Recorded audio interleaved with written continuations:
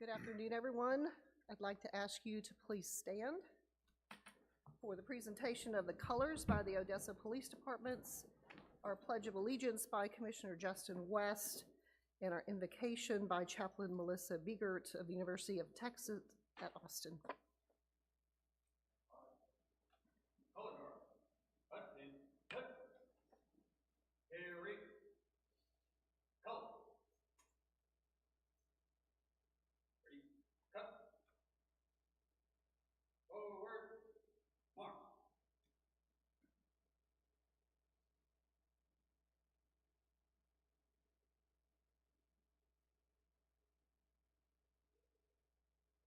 Mark time. Mark.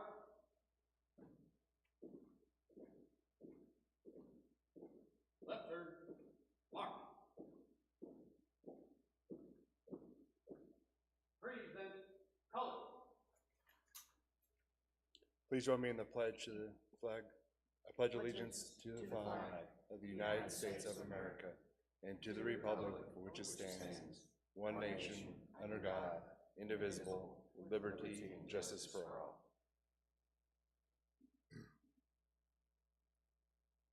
Order. Color.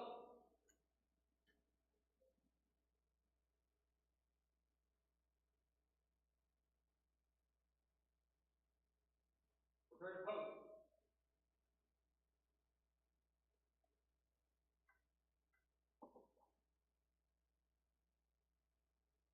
Pose.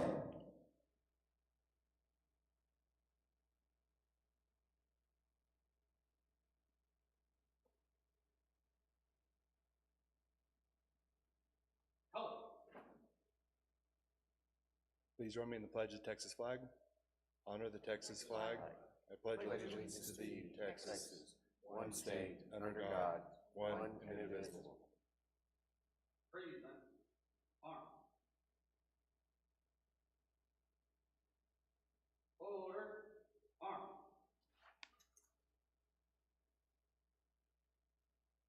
Left turn. Mark.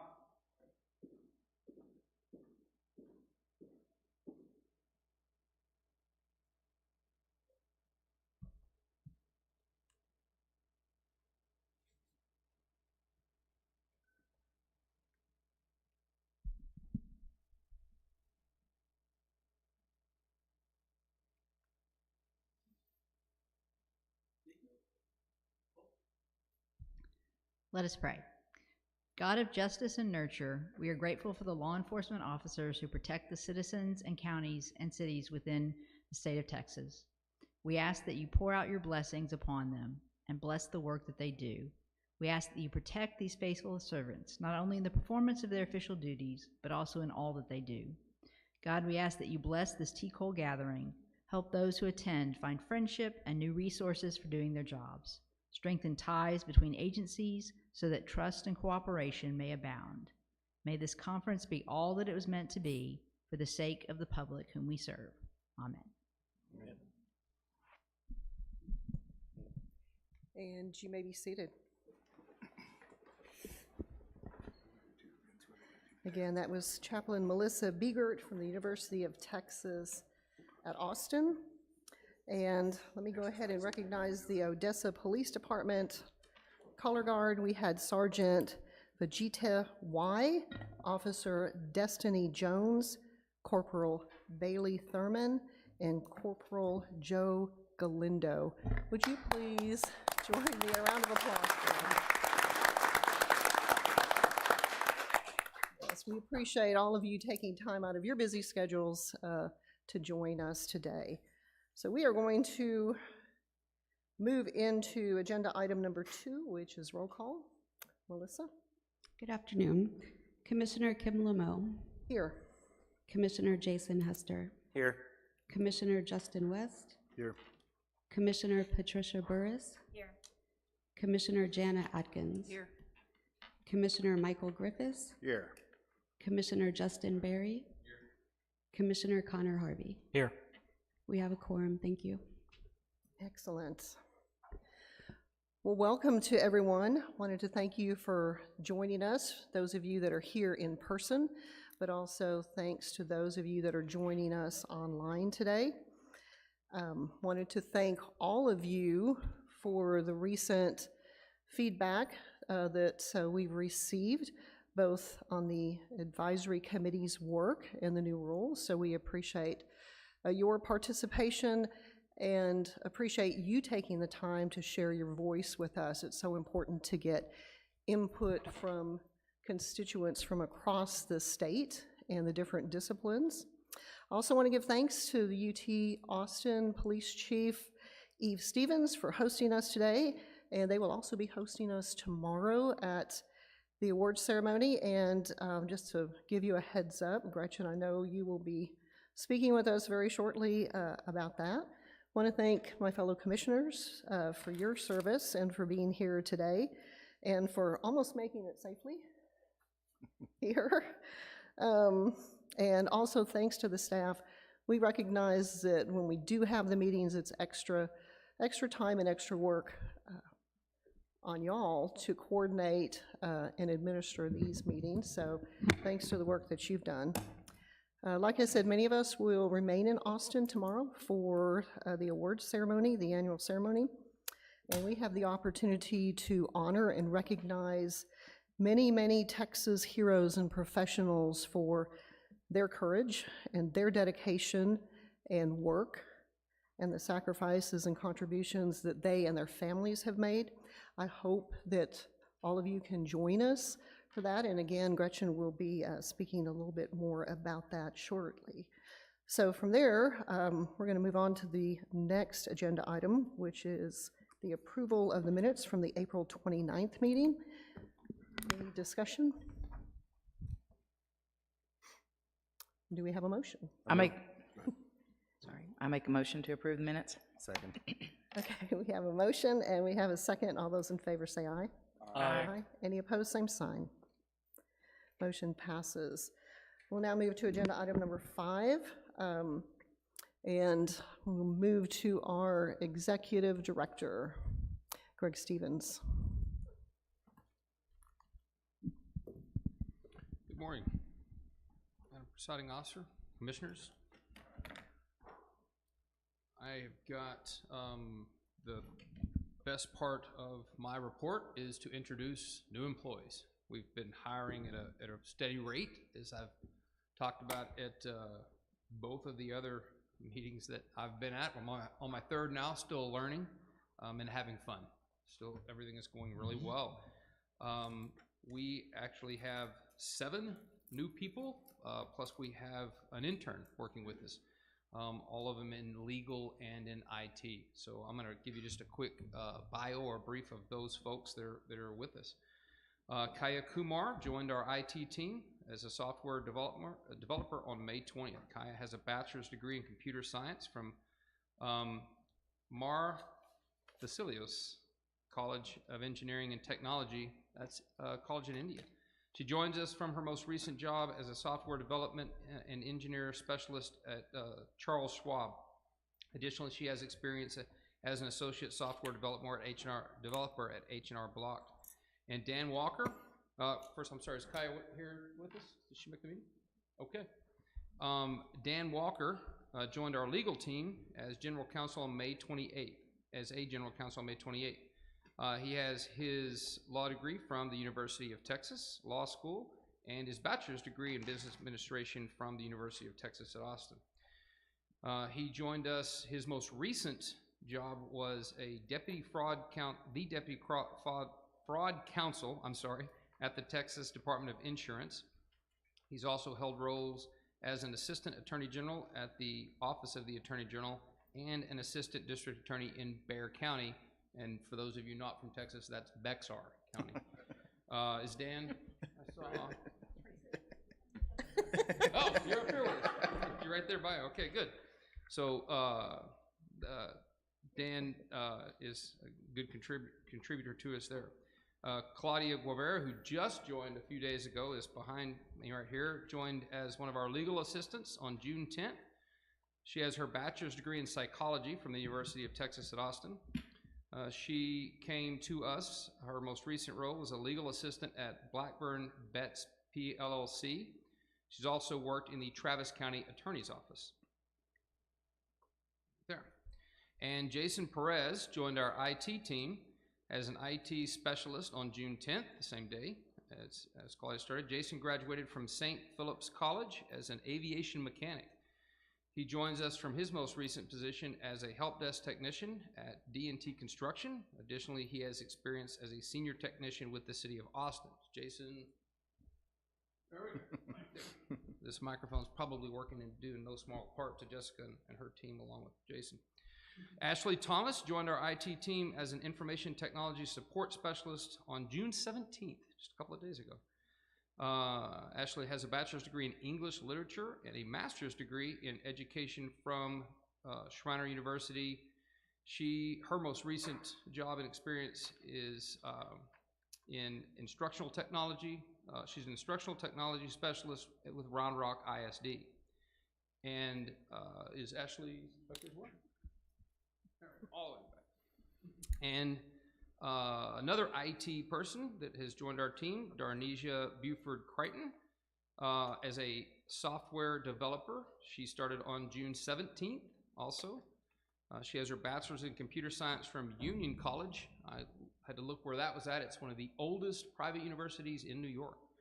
She joins us from her most recent position as a software developer at General Motors. She also has experience as an IT engineer and research engineer. And she's not here today. And then our intern, Andrew Bowie. Did I get that right? Like Jim. Not like Jim. Like Jim. It's like Jim. Only spelled different. Joined our legal team as a legal intern for the summer. He grew up in Round Rock. He attended Baylor University in 2021, where he received his Bachelor of Arts in Political Science and Criminal Justice. He's currently attending UNT Dallas College of Law as a full-time student, hopes to find a job in the future in a government agency once he graduates with his law degree. That's our new additions right now. Brings our total staff up to 86. So we now have 8 vacancies. It's 7.4, but 8 vacancies that we count total. So we're on a steady path of hiring. But as I've told you in previous reports and in our conversations, while we are on a good pace, we're not rushing by any means. We want to only hire the right people, and our paradigm is to only hire people who are highly qualified and worthy enough to serve the customers of TCOLE as we push to becoming fully staffed. We'd love to be that way by the end of the year, but again, we're not going to give up standards or hire people that aren't the right fit for our organization and for the state of Texas to serve Texas law enforcement and the Texas citizens. My next item, I want to talk real quick about outreach. A couple of the things that we've all talked about in the commission meetings is as we go through this sea change in Texas law enforcement, the TCOLE sunset bill, it's a lot of stuff. And as we talked about at the last commission meeting, some of the reasons for setting the implementation dates, one of the big factors there is education, for us to have the opportunity to go out across the state and say what's going on. I don't believe that TCOLE will be able to accomplish these big changes in a vacuum or on our own. It'll have to be done in partnership with Texas law enforcement. And while I think a lot of people certainly have been watching this process and seeing how it goes, I speculate for sure, but I think with some degree of certainty that, and I picked just out of the air, there's a constable in Webster County, or there's a small town police chief somewhere in the Panhandle that doesn't know, that has no idea these big changes are coming their way. So we have to have the opportunity to go out and visit and do those face-to-face, in-person meetings and have that education piece before all of that occurs. So since the last commission meeting, either I in person or certainly our staff with the field service agents, but everyone's played a big role in it, whether it's travel and with finance and with the IT support, certainly from visiting legislators or just all across the board. Everyone has supported the mission of going out across the state. We've been in front of approximately 731 licensees to take this message out in the field. We've been in front of LEMIT classes. We've been to the San Antonio area police chiefs. We've been in front of the North Texas Sheriff's Group in McKinney. We've been to the South Texas Police Chiefs Association in San Juan, Texas, in the Valley, the Hill Country Law Enforcement Association in Round Mountain. I didn't know where that was. That actually took a pin on a map. The Houston area police chiefs in Houston, Central Texas Police Chiefs and Sheriff's Association in Troy, the Chief Deputy Conference up in the Metroplex, the Texas ISD Chiefs Conference. We are participating in the Fire Marshals Discussion Group, and that's 4 times this year. Previously it was in Beaumont. Since the last meeting, that was also up in the Metroplex. It'll be out in West Texas and then down in the Rio Grande Valley next. And the Texas Association of Polygraph Investigators. We went to that in Kerrville. Groups as small as a dozen and all the way up to almost 150. So that we've reached as many as 730 licensees. The LEMIT classes, I went to my own that was in South Padre, but I presented in front of them. The LEMIT classes in Dallas and Huntsville. I went to the IADLS conference in Phoenix and participated in that. I really went to learn and listen more about that organization. I didn't know much about it.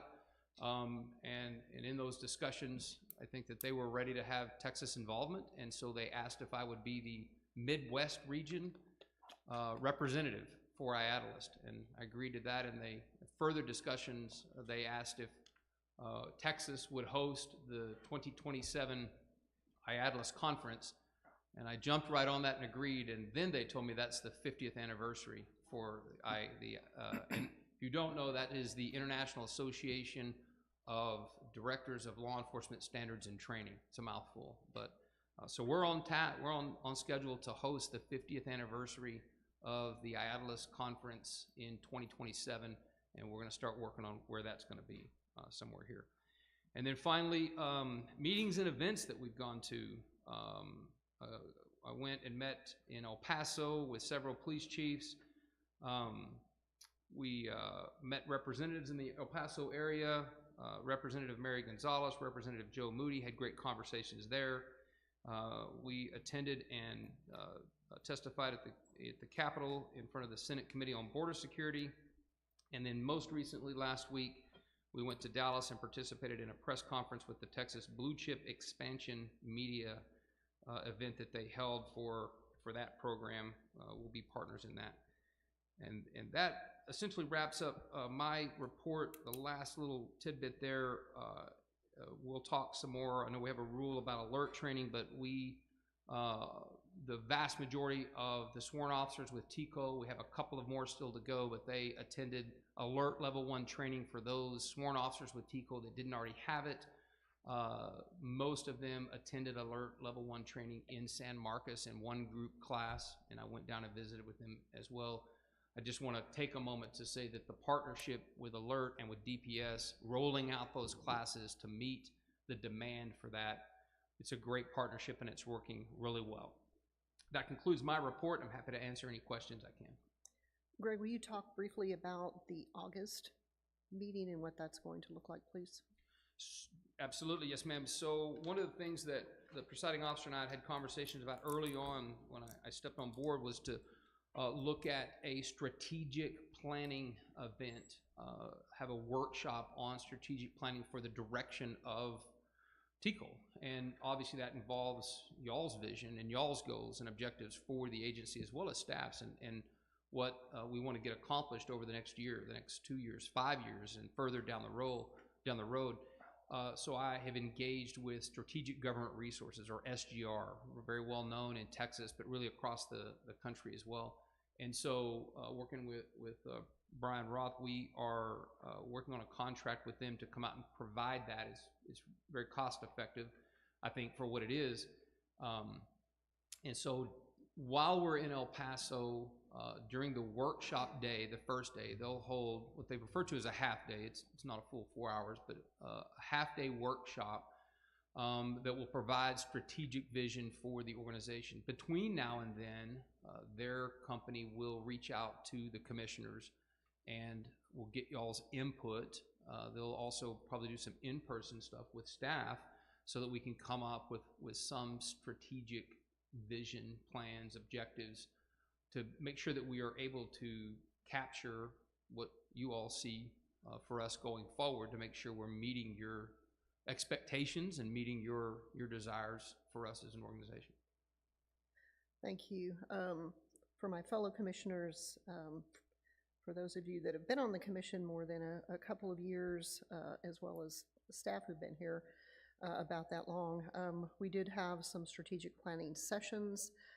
So we're looking at this. We've got several new members on the commission. We have several new key staff members, and it's just the appropriate time, I thought, to do a tune-up to what we accomplished a few years ago. So the timing is good and fits into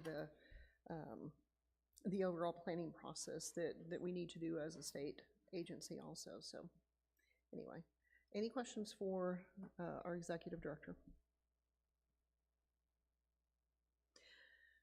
We'll appreciate, I know you have, I know we talk usually several times a week, and you're never in Austin. you're always on the way somewhere or coming back from somewhere. So and usually someone is with you. So I know that it's been kind of a whirlwind since you joined the agency. Appreciate that very, very much. You've made it a priority to get out and let people get to know you. It's been a key time with the advisory committees and trying to educate people on what that is. Given the public comment that we've gotten, and quite frankly, the lack of panic or concern over this, I think a lot of it had to do with the committees and the chair and presiding chairs of the committees, and the committees as a whole. I think that we did a really good job of staffing that to where everyone had a voice in those advisory committees. But I thank you and your team for going out and educating people about the committee's work and the resulting rule and policy changes. I think that has mitigated and alleviated a lot of concern, a lot of questions, and I think it's also built a lot of support for that. These will be new rules and processes. The plan right now is to implement them. And did we get it all right? Did we cover every little thing that needs to be covered? Time will tell. So, for those of you that are in the audience and those of you joining us online, please know that this will be a continuing process as we move forward. And if we need to make some minor tweaks or modifications or changes, we're certainly open to that. But I would think that the committees did an amazing job of approaching it and really coming up with a holistic package to give us. They pretty much thought of, to our knowledge, just about anything that you could think of. But there's no guarantees. We may have missed something, and if we did, then we'll come back in and tweak or fix it as needed. But thanks to you for that. I know that we had talked and that it was going to be important for you to kind of hit the ground running because session will be here. We'll be back in a legislative session before we can blink. So that is, that's coming up along with the holidays and such. So I know that your goal was to get out there, make contact or connections with as many people as possible so that you can settle in, and then we will move on to the future session, and such. So thank you all. We recognize that there's a sacrifice to you and your families being away from home and doing the travel, so we appreciate it. And are you doing the credentialing, education, and field services report? There are a couple things we can cover.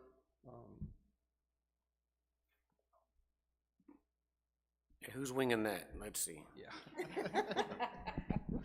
Good afternoon, Commissioners. You'll see in your packet there are a few reports on classes that are either under development or have since been released, as well as some statistics on the courses through our e-learning platform that have been taken. I think you can see from those statistics they are well received. They are being well utilized in compliance with some of the continuing education mandates that we put into place leading up to the end of next August.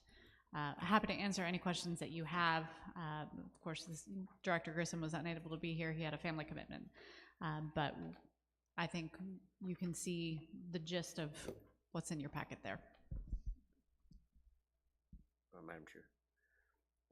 There's probably a little bit with Jessica too on the messaging that goes out whenever we talk about new course releases and those things like that. And if I remember right, we visited a little bit about this last meeting, but just make sure, I guess my ask is make sure that whenever we're releasing out new course material, that it's a distinguishing between, hey, we're asking for input versus the new course is released, right? Because I think there was one of them, when I started looking at it, I was like, wait a minute, they're actually asking for input.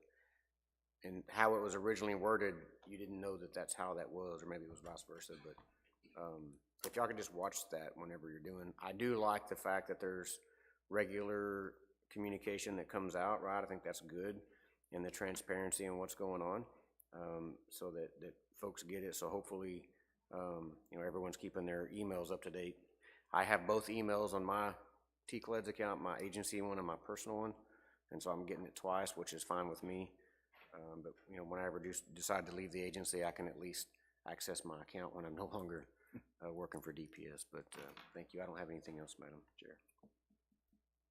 The numbers listed here, those are only enrolled through the TCOLE website, not through, okay.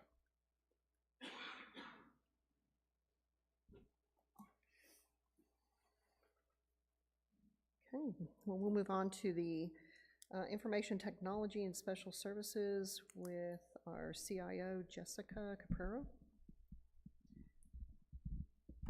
Good afternoon, Commissioners. As a reminder, this year's conference will be held in McAllen, Texas on October 28th through the 30th. We've started accepting booth applications for exhibitors, and we've already filled 45 out of about 100 booths. We're also accepting sponsorships and tracking down potential sponsors. If there's anybody listening that's interested in having a booth or participating in sponsorship opportunities, we have more information on our website. It's www.tcole.texas.gov under the events section. We will be opening attendee registration on July 15th. And at that time, we will post a full conference agenda as well. Once the attendee registration does open, we'll send out an email to all previous conference attendees, as well as departments, academies, and training providers, so they know that it's open. Another reminder, we've got the TCLEDS maintenance coming. We will be taking the TCLEDS system as well as the MyTCOLE system offline starting at 5 p.m., which is close of business on next Thursday, June 27th. We will ensure that all services are fully restored before the start of business on the following Monday. This does include exams within TCLEDS, as well as, you know, the TCLEDS system, the MyTCOLE account, and online training. We sent a notice of this maintenance on last week on Thursday. We sent one this morning, and another email notification will go out the day of our maintenance. So why are we doing this? Well, if you remember 2 sessions ago, we were granted the funding to purchase TCOLEs. And as part of that procurement process, we were required to move our network services to the Department of Information, that's DIR, private cloud. It's taken a long time to get to this point, but we are finally at the point where we are ready to cut over to that new network environment. It has, like I said, this has been one of the very resource heavy, very challenging move, and it's taken us 3 years to get there. So I do want to thank Ben Lesby, our software development manager, and his team for carrying this project forward over the course of the last 2 years, and Michael Brown and his team, our cybersecurity team, for getting us over the final few hurdles to get to this point. This is a huge accomplishment for our team.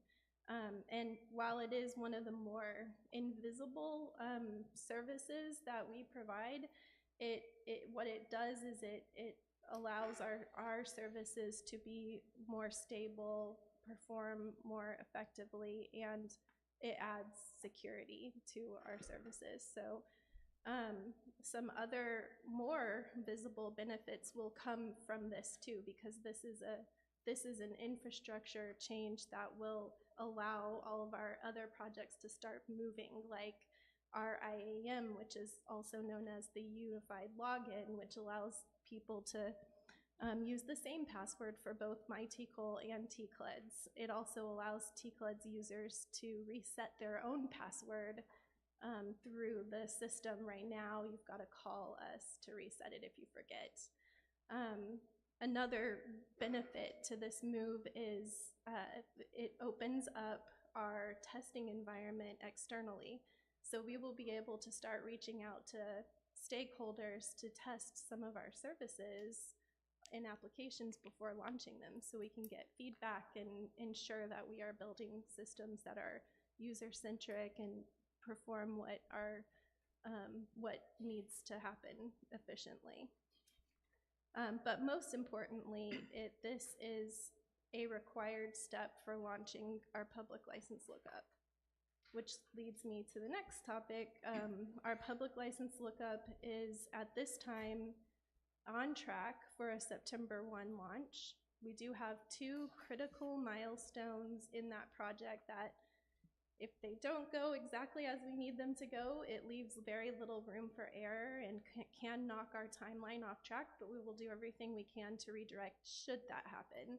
Those 2 milestones are this migration, and the other one is the server build out for hosting this application in the cloud. DIR is currently working on that. But that's not stopping us from developing the application. We've actually made quite a bit of progress in that arena, and I have some screenshots to share. While they're setting that up, have we done, how long did we do QAT for the web interface? For the, Excuse me, for the, public license lookup? no, for transferring everything to the cloud. Because sometimes when you make that, sometimes that connection breaks, and, one connection breaks the next, click breaks the next. And so I guess through everything in there within the systems have. We've been doing that for a long time, but our team has been working through every single connector. We've encountered a few hurdles along the way, but we've been working, DIR and their team, Atos, has been very attentive in helping us overcome those hurdles. So have we fixed all the ones that we've identified to this point? We have, and that's the reason why we gave ourselves the weekend. We anticipate that most of the work will be done in the evening hours on Thursday, the 27th, and then we'll need the 28th, which is Friday. And then we've got the weekend just in case something unforeseen happens. Okay, thank you. But our rollback plan is in place, so if we have to, we will restore services on Monday. Okay, thank you. What you are looking at is an early screenshot of the login for the public license lookup. And we've got an early screenshot of the search, which has changed since we designed this, but the purpose of showing this to you today is so that you can get a sense of the look and feel of the application and see that it is coming together successfully. Do you have a screenshot of what the returns look like? Or is it gonna be are you searching by last name only? Can you search by department, and will it just spit out all the department? Our goal, so what we're gonna have is kind of 3 featured like ways to do the search, one by individual, one by department, and one by training. So if you're on the individual, you can search by the name, department, or county, and you'll return a list of individuals that you can drill deeper into. I don't have a screenshot, but I can provide that next time. I guess I'm just worried about, so like, it's kind of like a criminal history return for us, right, roadside, when you run a Jones, there's gonna be a laundry list of Joneses, and you gotta kind of spend a lot of time going through there, making sure you get the right person, so. Yeah, so we are providing multiple search options so you can Okay. narrow that down. Okay, thank you. And that's the end of my report. Do you have any questions?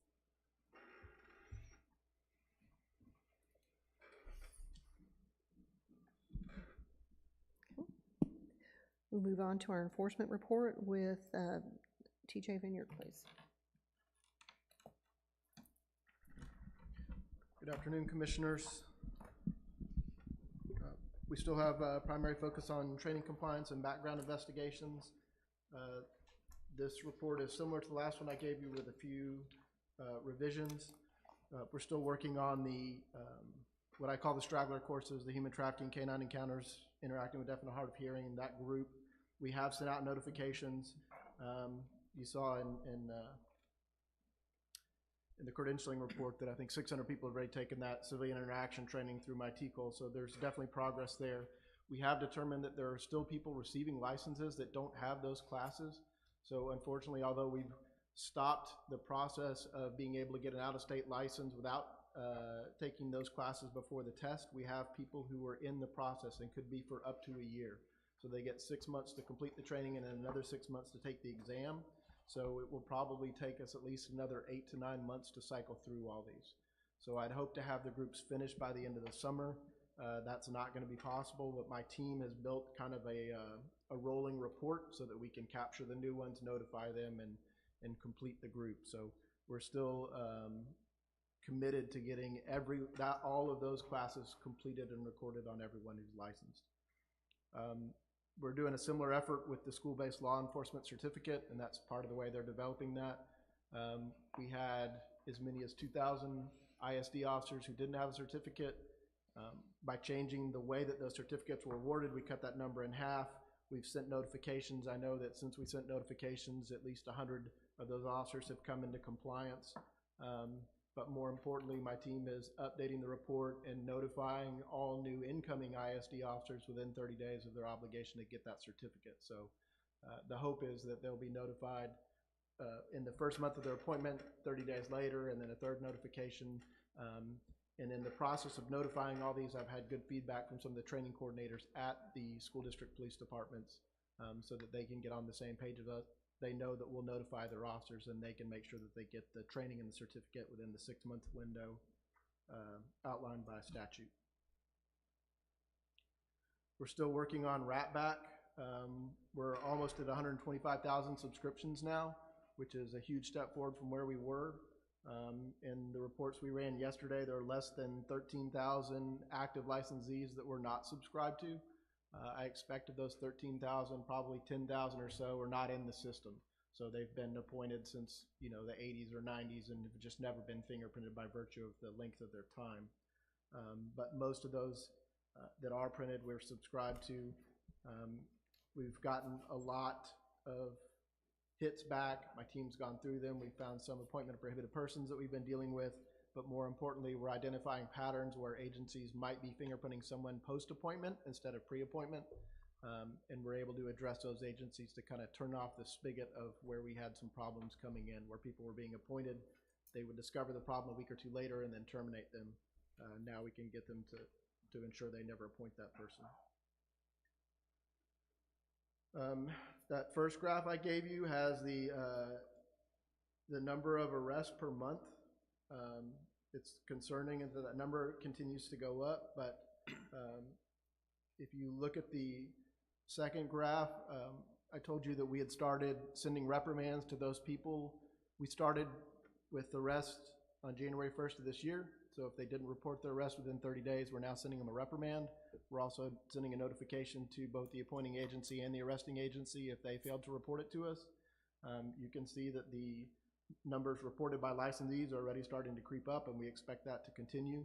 I think we've had 3 licensees that are already had a subsequent arrest after being reprimanded for their first failure to report a request or report an arrest. So we're working through some of those cases. I have had good feedback from agencies who have changed their policy or changed their process for notifying for an internal notification when a licensee is arrested, and then how they report that to us. So we expect those numbers to continue to climb.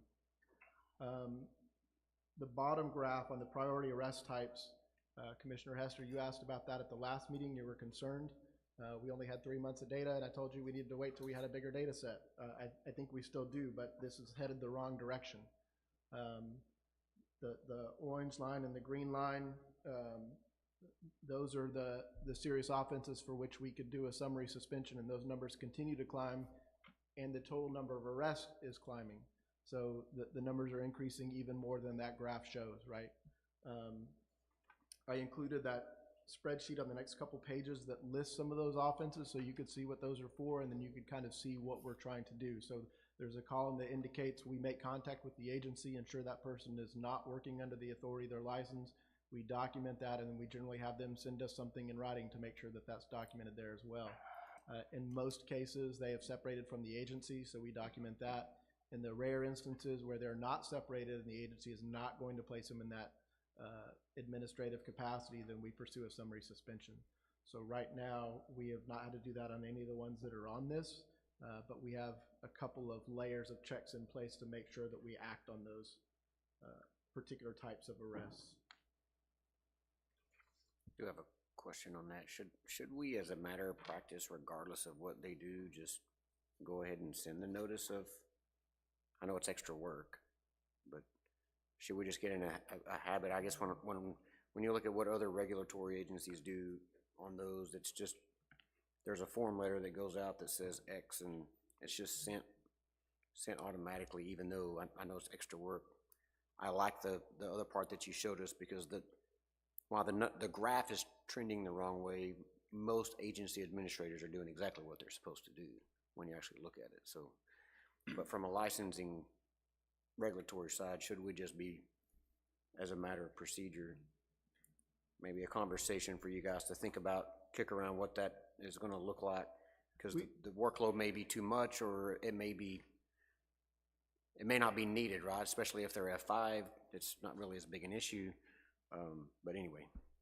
And we have had those discussions in large part. I can't compare directly to other industries, but because they're not eligible for appointment anywhere else, that helps kind of cap the problem, especially if we know it's at the agency. But we have been looking for systemic failures, and they're still there. So the example I'll give you is we had a jailer get arrested for a Class B. They then completed the test, and the system pushed through a full license, and they got reappointed. We closed out our report because a temporary license expired, so we can't take action against them, but then the system still granted them a full license when they took the test, and the agency reappointed them despite the fact that they weren't eligible for licensure. So we'll do an investigation, but I've been working with Jessica. We're going to change the logic on the way the licenses grant, and then the way that we place a hold, and the way the system will process a flag on the L1 so that credentialing can't appoint them. It's really hard to write a code to catch all the nuances of that, right? That's just... Well, but we were largely unaware of the problem until we got our wrap-back subscriptions to where we can see almost all the cases now. Yeah. So it's bringing, these are minor problems, they're very small percentages, but they're consistent problems that we have to address. But we have the ability to do that now. So I think the summary suspension is a tool that John and I have discussed several times when we need to apply that and how we need to apply that, and I think we're confident in those limited applications, but we're finding other ways to address it that are less intrusive. It's not anything you guys need to report back on, as executive director and general counsel side and with staff, that's just kind of that's a business decision for y'all to be like, what's the workload, no other way to say it, but is the juice worth the squeeze based on the end that you have? But if you have the system in place that catches it, then there's not a need for that either, right? So you got to kind of weigh all that out. So thank you very much. I appreciate the information. Yeah, and TJ, I appreciate the work on the wrap back. I also appreciate the thinking outside the box and the hiring of the temp employee. So I know that you had to work with Brian and with Greg and with John on that. Is that a position? I know the person, it's a temporary position or a temp person that we've hired in a temporary perspective, but is that a need? Do we need to have a full-time employee? Is that something that y'all are going to be exploring as exceptional items in the budget?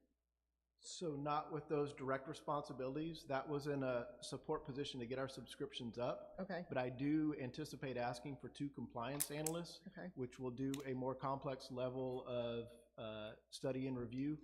I think looking at what we can accomplish through Ratback and finding the problems like I was talking about with the temp license, that I need someone who can do a higher level of analysis and find those outlier numbers. So one of the ones we look at now is the date of appointment and when the fingerprinting occurred, and we need to find any that occurred after. We can do the same thing with TSS. We have the ability to see when they request files but don't view those files.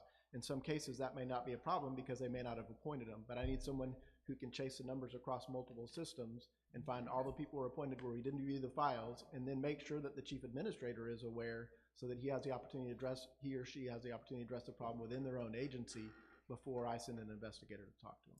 Okay. So I need someone who can do those things. This has opened the door to that, what we can do with Ratback now, and I think we can make very efficient use of 2 compliance analysts. Okay.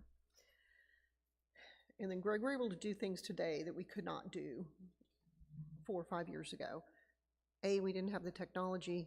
B, we didn't have the staff. But as we've been blessed with some additional funding, to up our game in the technology arena, but also the increased funding for staff positions, we're closing a lot of the gaps.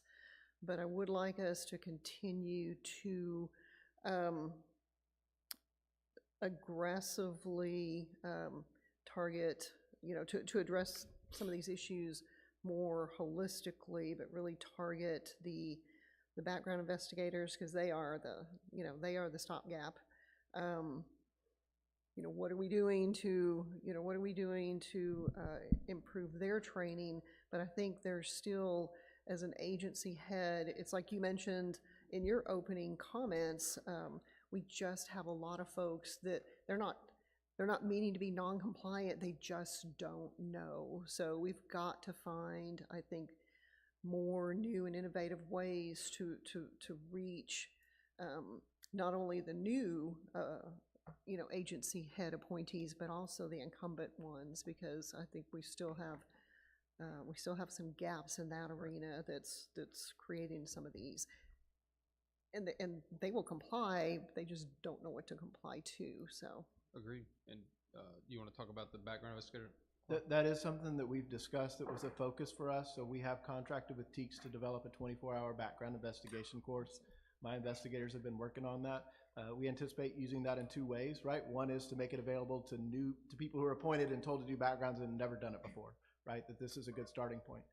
But I've also talked with Chief Stevens about using it in cases where people are going to be disciplined for failures in the background process, to offer them the opportunity to attend training as part of whatever action will be taken in that case. And I think that it will be particularly valuable there, that people won't make the same mistake, and that they'll make that, they'll recommend that class to other people.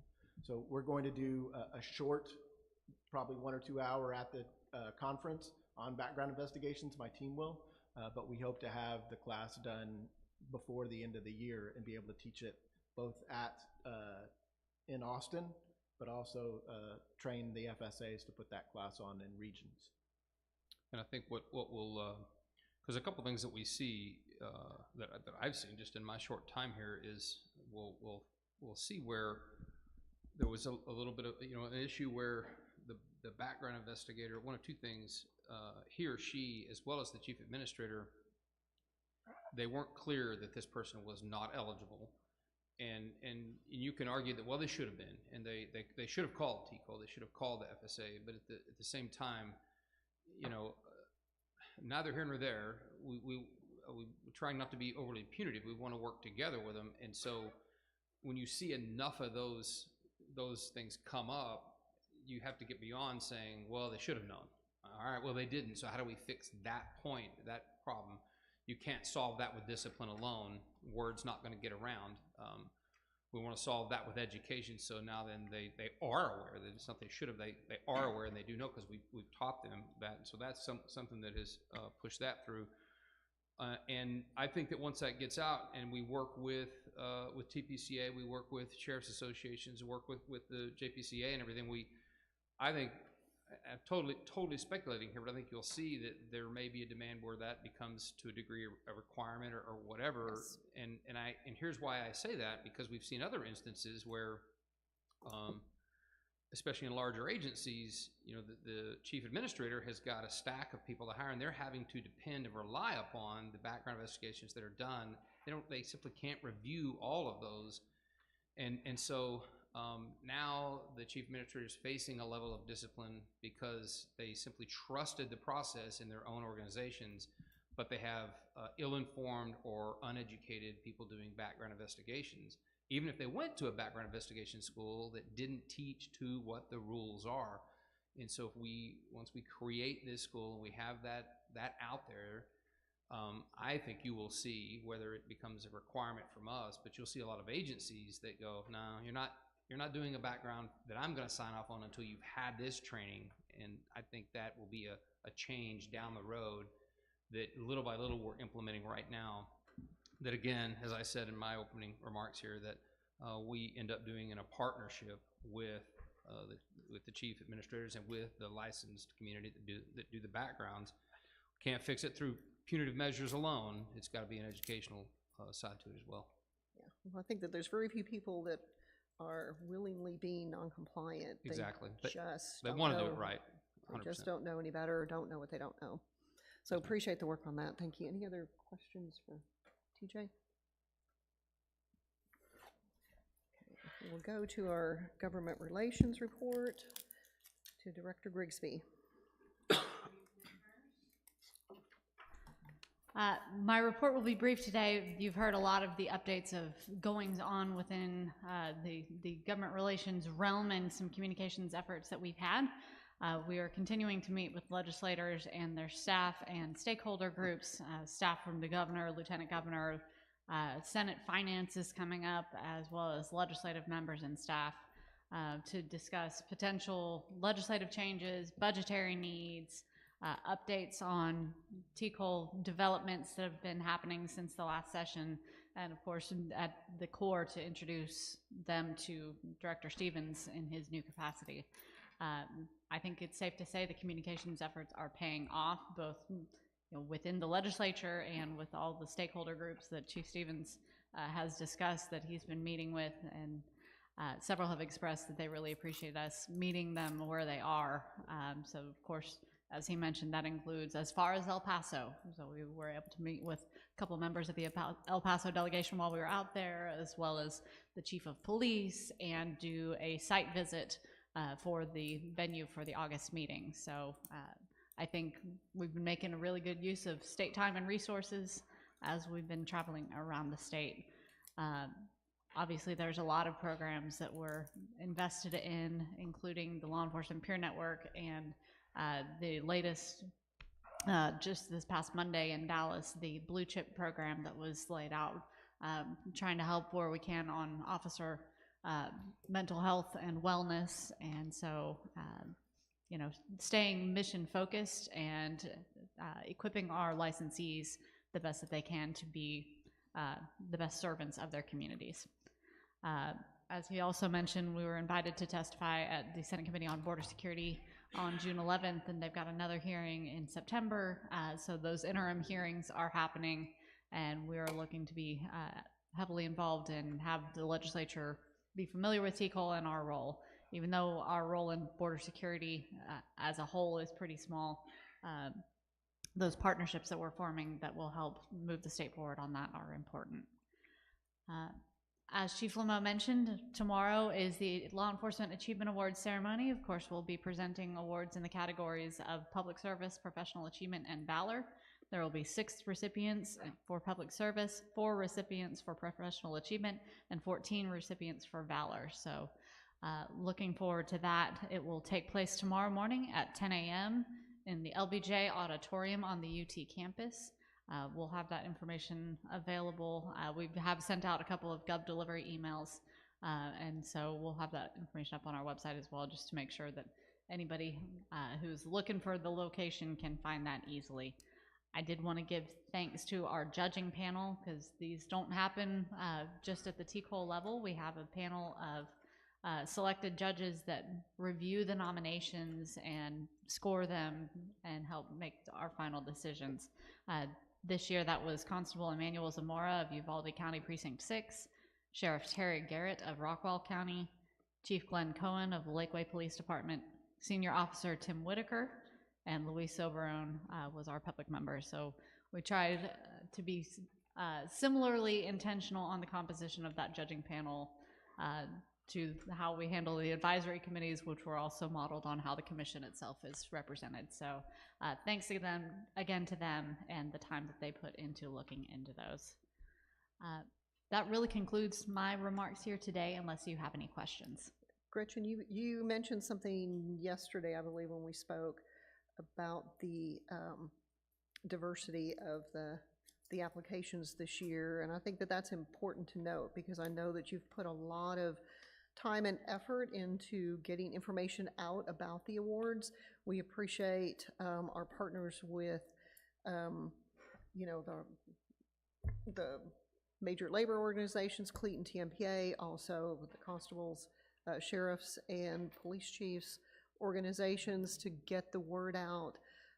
But for years, we had kind of a handful of people that I mean, that's all, you know, that they won every year, but they were the only ones that applied for that. And as you've been able to get the word out, we now have people from across the state, from agencies that we never saw award applications from, and I'm so excited and pleased about that, because we have just incredible work and bravery that's going on throughout the state, and we're now, I think, able, through your work, able to recognize a much broader group of people, and it's, in my mind, it's such a prestigious award, and to be able to, you know, to come to Austin and to be honored by TCOLE, I think is pretty special. So thank you for all of your work there.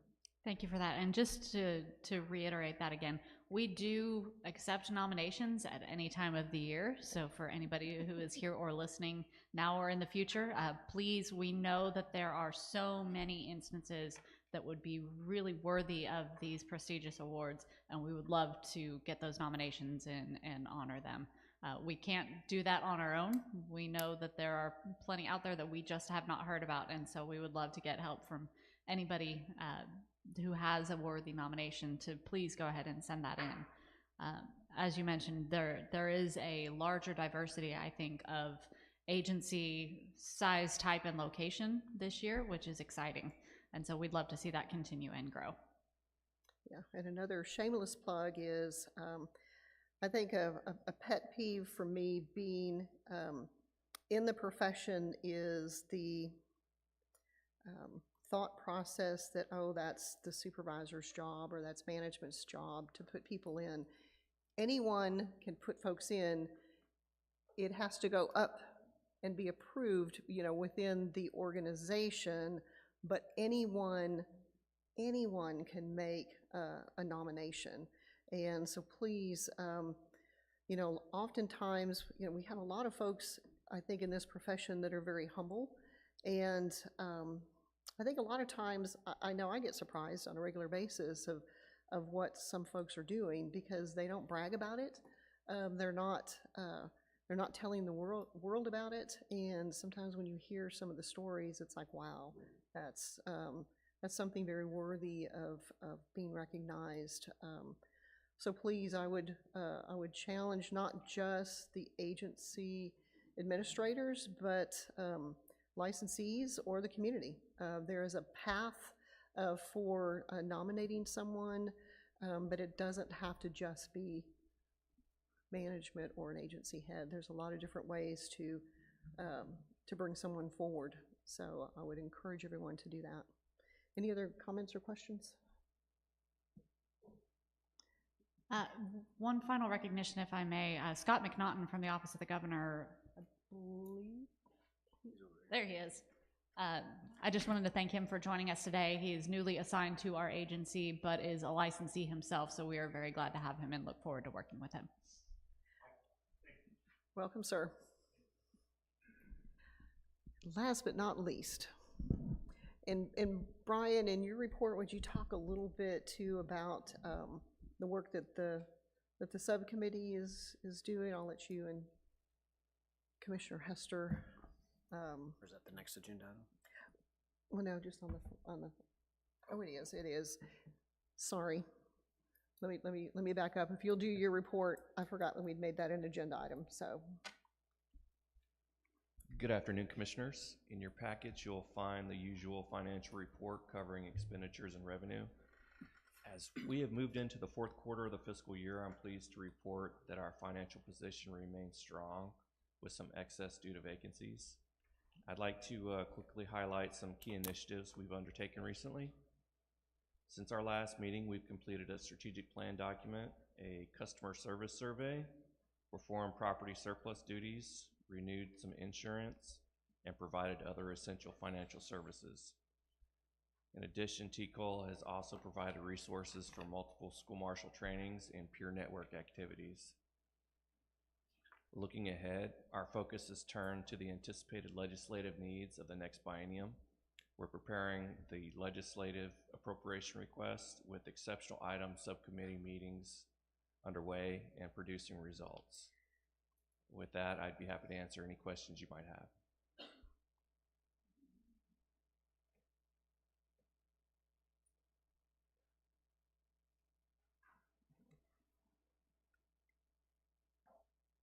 We've used up a good part of our travel and training budget. Yes, that's some of the outreach we've been speaking to earlier, and we do have deficits in other parts, such as salary. We're going to be under on salaries, so Okay. it's So you just overall move. it's okay. So there is a plan. Yes. Gotcha.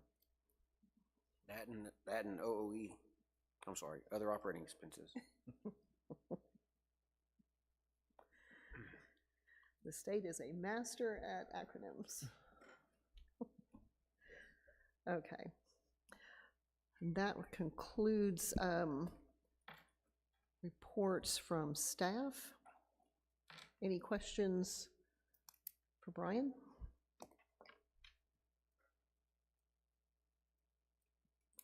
Okay. And we are going to take about a 10-minute break and be back. I cannot see the clock, so. 2:05. 5 after. Okay. 5 after. How about we'll be back at 2:15, please.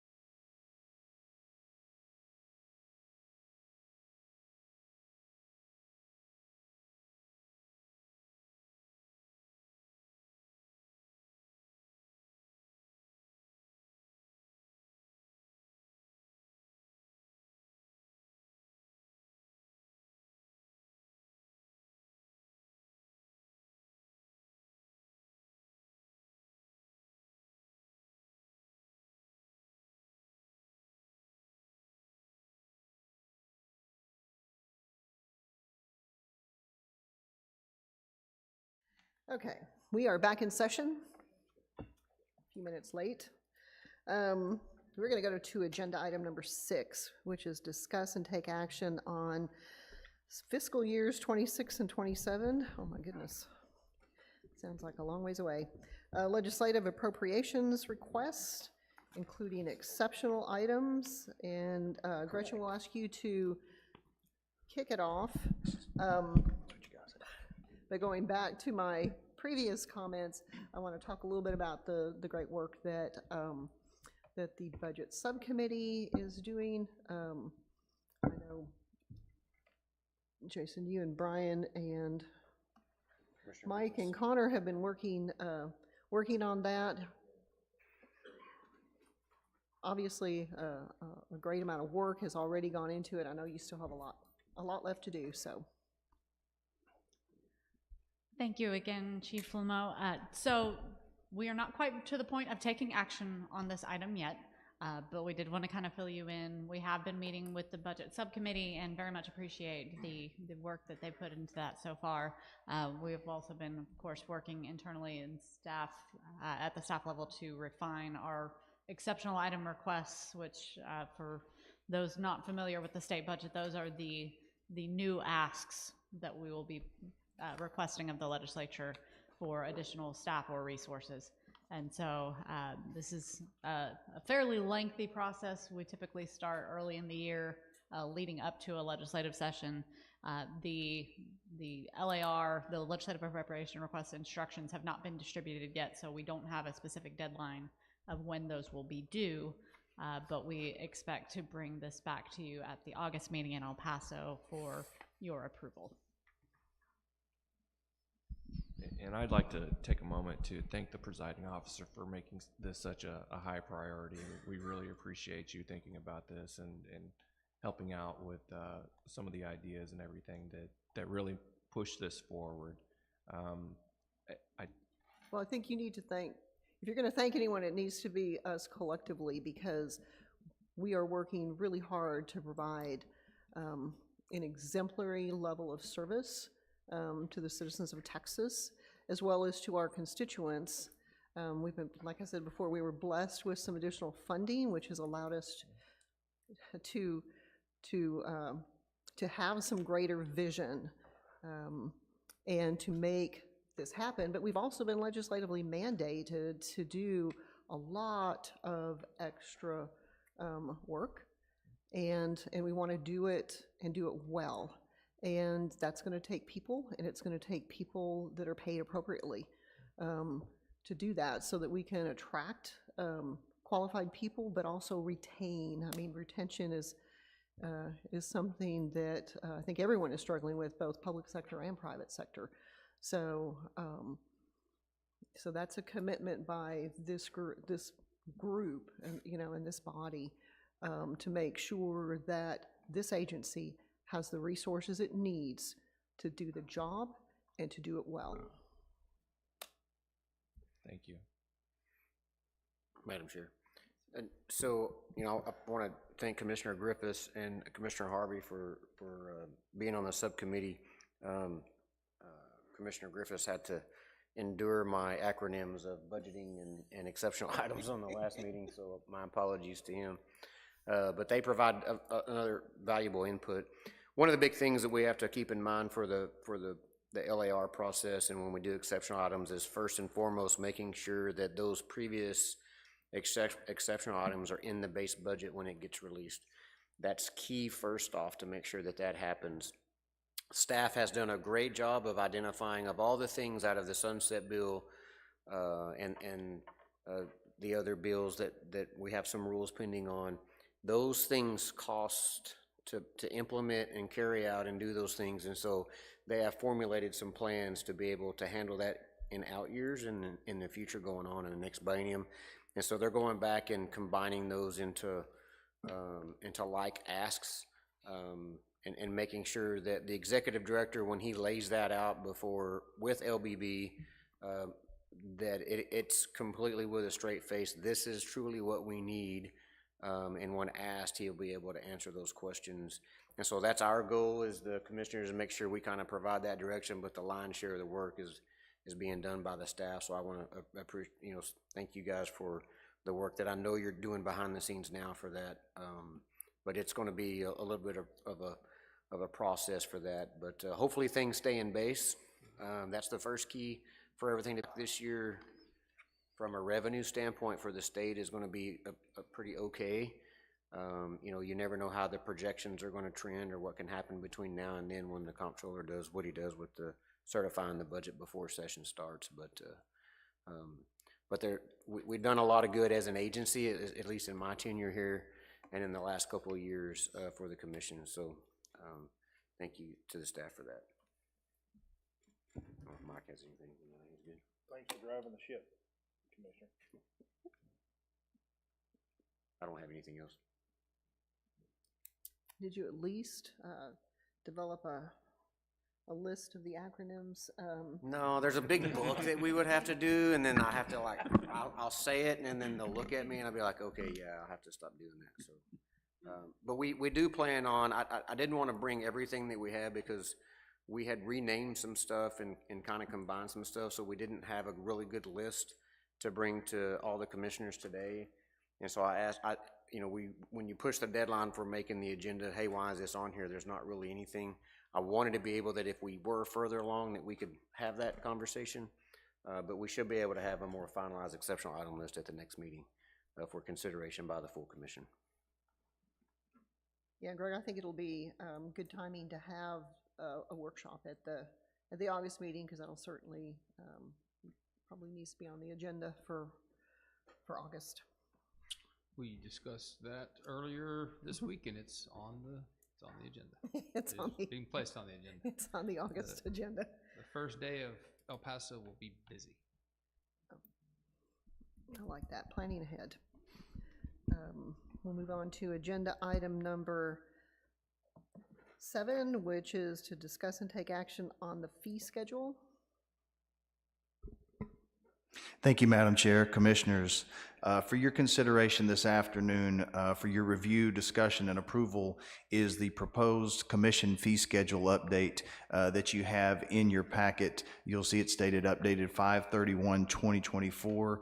And what I'll do is I'll walk through this and give you, there are a few minor amendments and a handful of amendments, I should say, and a handful of removals from this list based on the previous list, and I'll walk you through those and I'll go through each section here.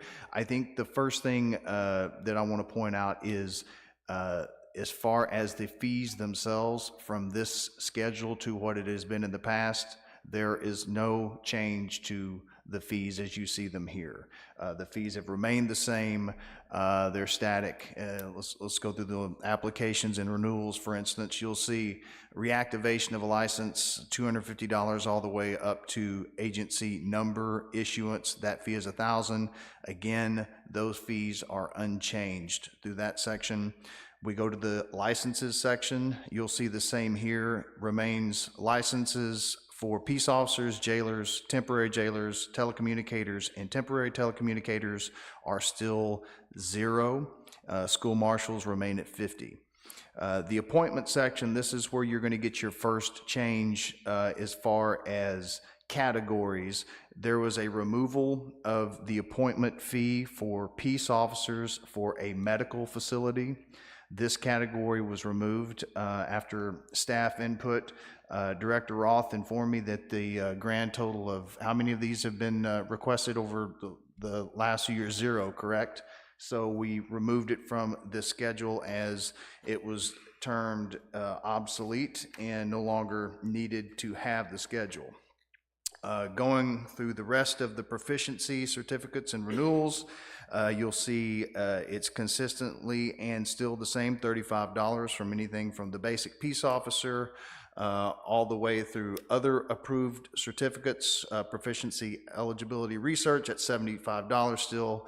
You'll also note that there has been the addition in the proficiency certificate and renewal section of the school resource officer category, which is $35, and the court security officer certification, again, is $35. Going through awards, that's unchanged. Exam administration, $25, all exams in Austin offices. Renewal application to be an examination site, $500 for a 4-year contract. That is the same, $500 for a 4-year contract, and those remain the same. Let's go into the other fee section where we do have some changes here. That's the remainder of both the deletions and the additions. If you look at the first category under the other fees category, the first discrete category, the previous language was for access and approval of my TCOLE online training. That has been updated to reflect now what you have before you, my TCOLE learning training. Again, that's been reflected to say my TCOLE learning training. Again, that's to be determined per course or per year fee. The next, I'm sorry, that's correct. Thank you for the correction. The new language is my TCOLE online training. I'm getting the blues and the reds here. The next addition you'll see, which is underneath that, which you have before you, is the military service training credit. Again, that's a $35 fee for that. In going down review of curriculum, I make this note to there was previously what has been removed due to obsolescence, the processing electronic documents through department reporting system. These were previously done, these were $35 fees. Now this is all done through TCLEDs and it is for free. So those have been removed due to their being obsolete. And also the identity crimes CD that was a fee for $6 has been removed. For your consideration, any questions you may have, approval of the fee schedule. Questions? I had one. Does that work? Can you hear me? Or I'll just speak loudly. It's on. So one, it goes more to Major Vineyard. I see where it's covered in here under the certificates on the other approved certificates, but with your background investigator course that you're talking about wanting to build out, do you foresee eventually turning that into a certificate or wanting it to be certified? Is that part of your vision?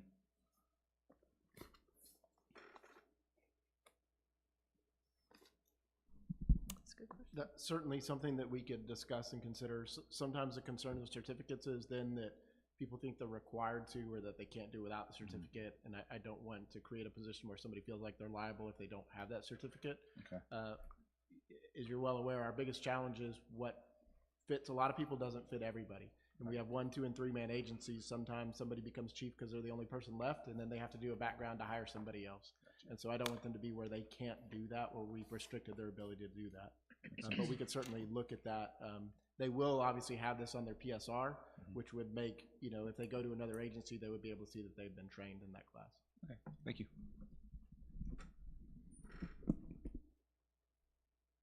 Madam Chair. Counselor, from on the administrative penalty side, we don't have a administrative penalty matrix per se. We kind of handle those through what's been historically done and how things are, but we've never run into any problems with SOA or any of those things like that.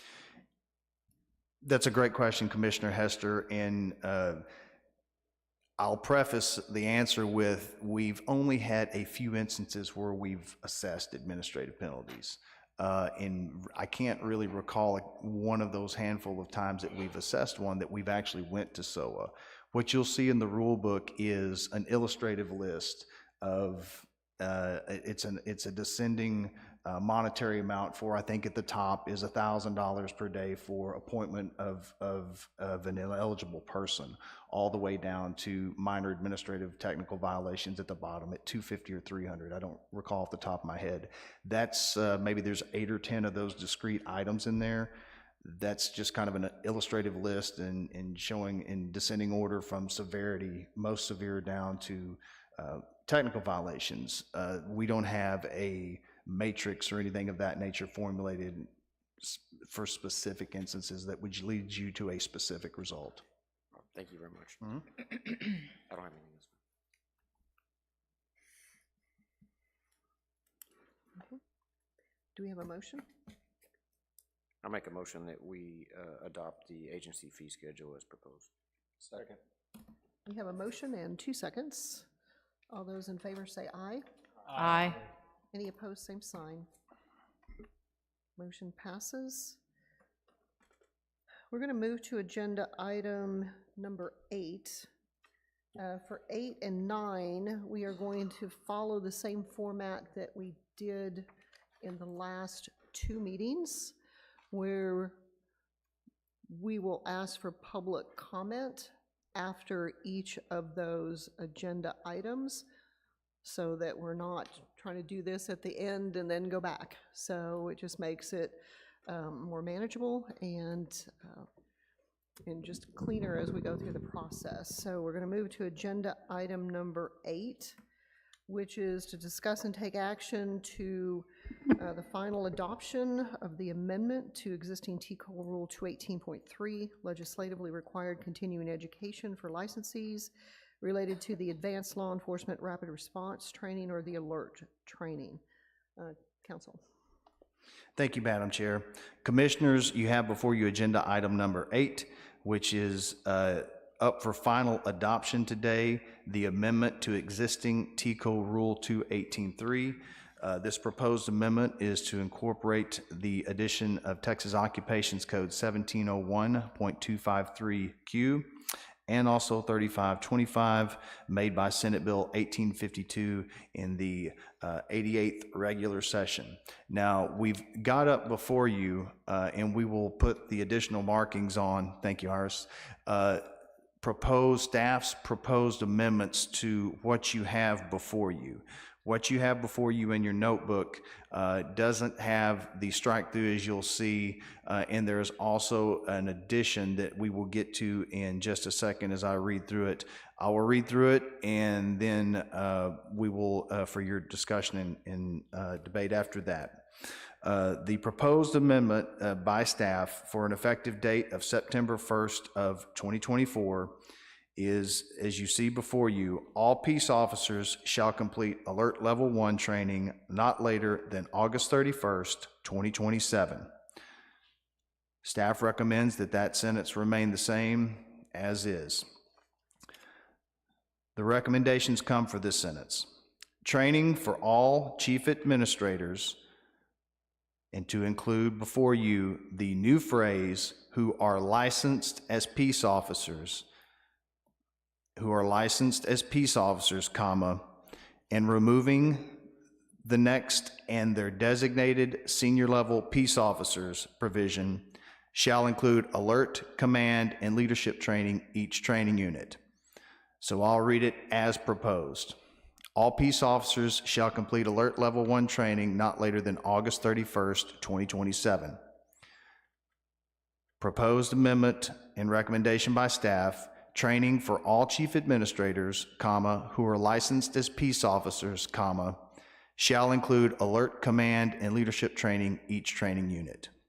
Those are staff's recommendations, and executive staff, I think, may have some policy comments on these proposed changes.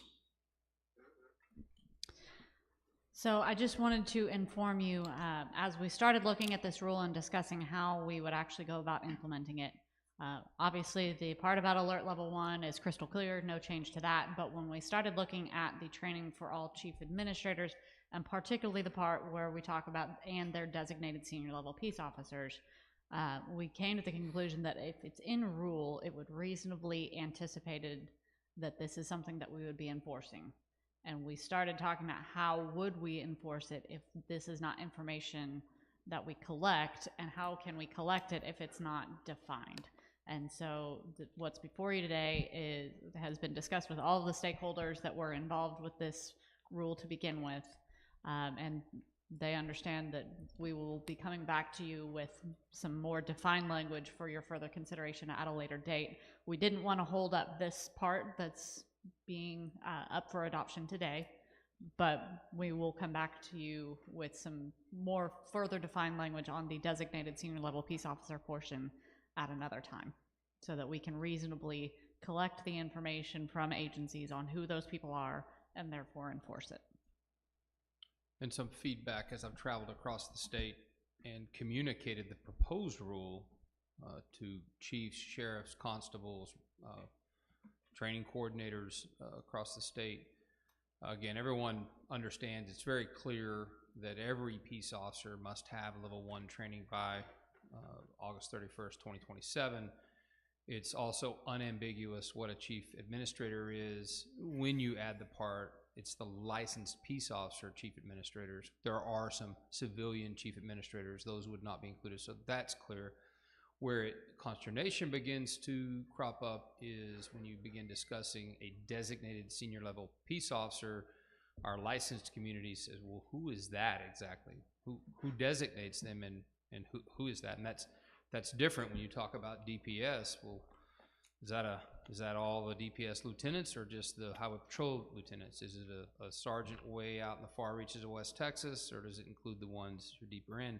For a sheriff's office in the middle of a rural part of the state versus an admin sheriff's captain that is over the jail, something like that. Same thing with police departments, constables' offices. For my experience in Rockport, I had 2 captains.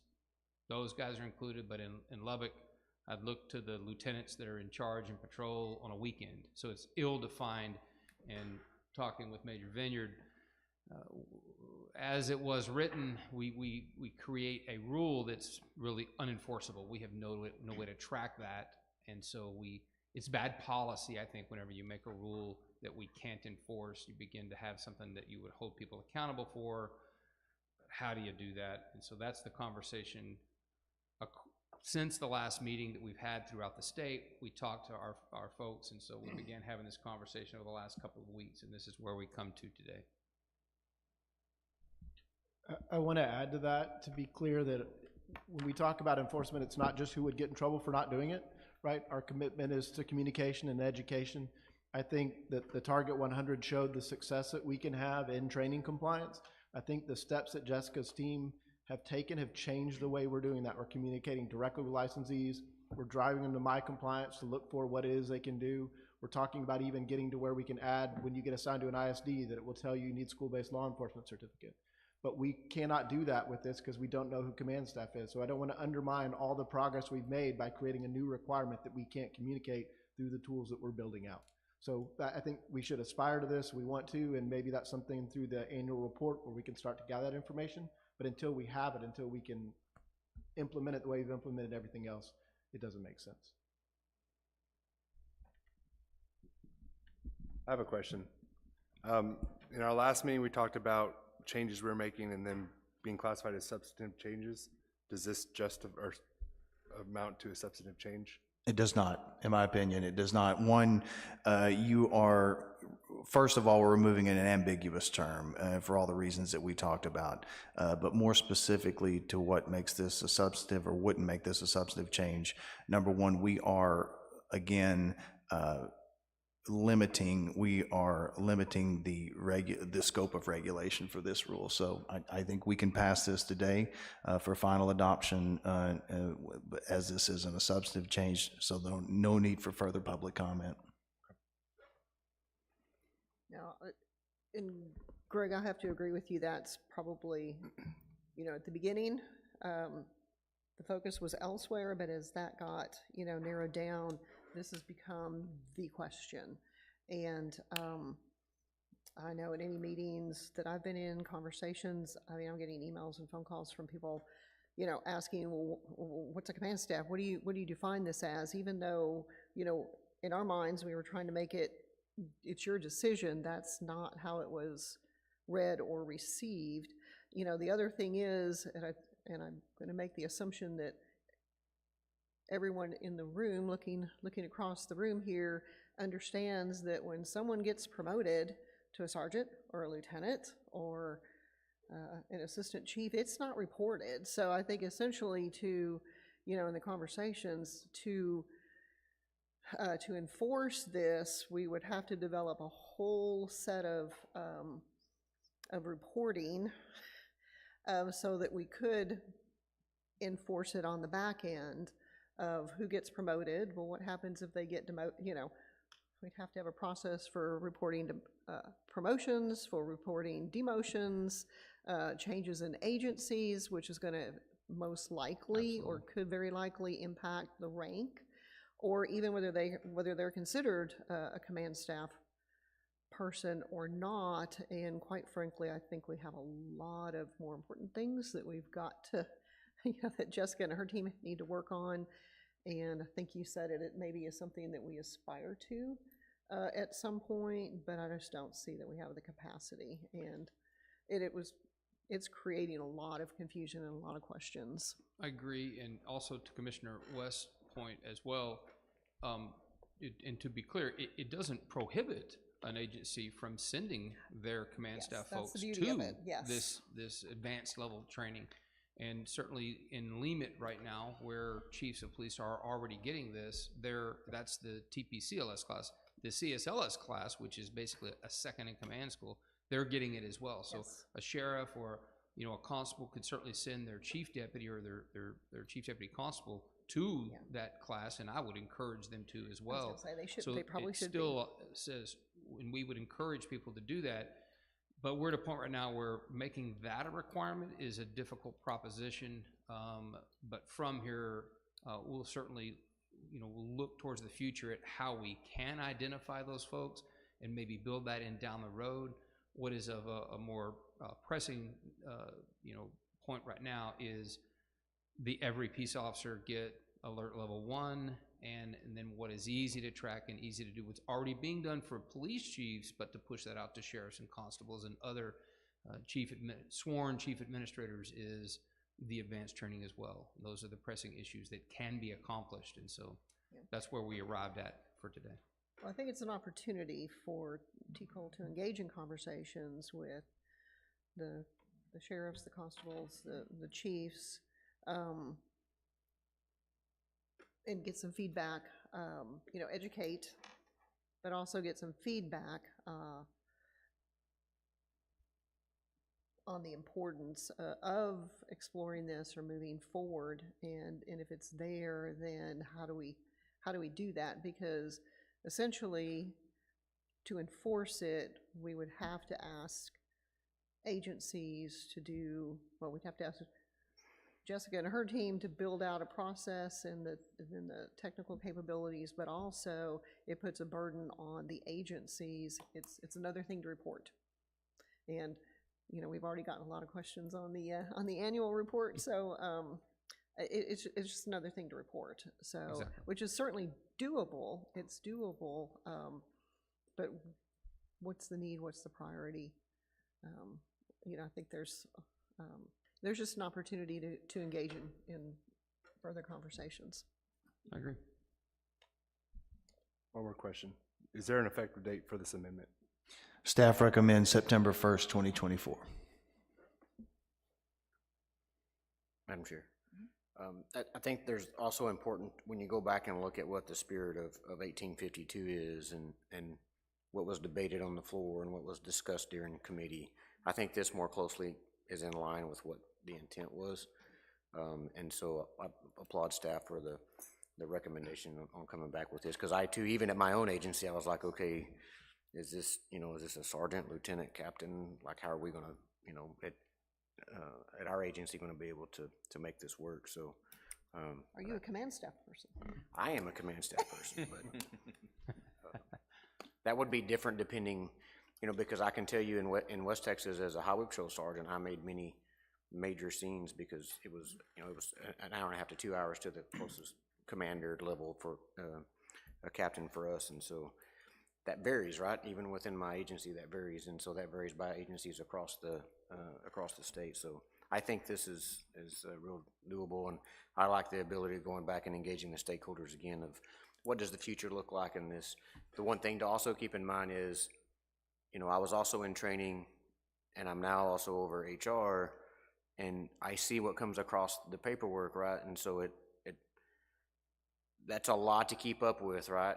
For agencies, some version of an L1 when somebody gets promoted in the future, that's a lot of extra burdensome work as well. So I'm pretty sure probably the Texas Chiefs and CALEA and some of the other ones that have accreditation programs are going to say, hey, if you want to keep accreditation here, these are some good best practices, and I think that will work really well.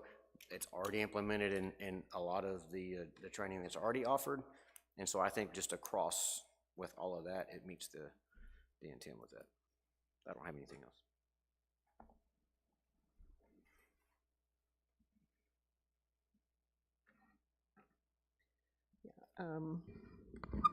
You know, giving this a little bit more thought to, obviously, the chiefs who will attend LEMIT in this training cycle, they're going to get it. It's, you know, there's an opportunity to put it into the new supervisor school, the courses for chiefs, constables, and sheriffs. You know, I just think that there's an opportunity to still accomplish this, but do it in a way to where it's not, you know, it doesn't need to be incorporated in the rule. I think it could still be done working with LEMIT and others on curriculums to still accomplish this. I agree, and again, coming into this week, I spoke personally with Gene Ellis and with Skylar Hearn to come up with and get their input. Again, it was those folks that, you know, had this amendment drafted and helped create it, and then so going back to them and talking with them and making sure their input is part of this, and then with Gretchen talking with our legislative partners and with the governor's office, because their input is important. And to your point, sometimes some of these things are best handled through those associations, through, I think that Texas Police Chiefs, the Sheriff's Associations, the Constables Associations, they're going to be the ones that can, through either best practices, like you said, sir, that's where a lot of this work will get done. They may very well be the best ones to identify the levels where the right level of training can be done. As I've thought of this, even at the state agencies, DPS is a different animal than Texas Parks and Wildlife, than TABC.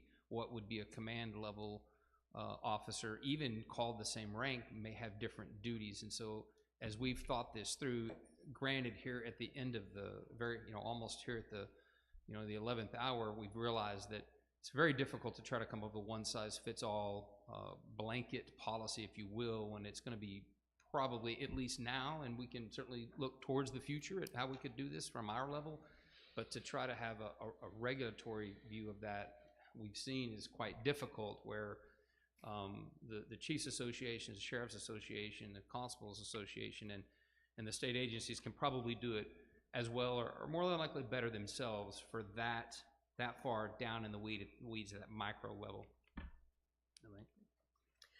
Do we have anyone in the audience that would like to come up and make public comments regarding this agenda item?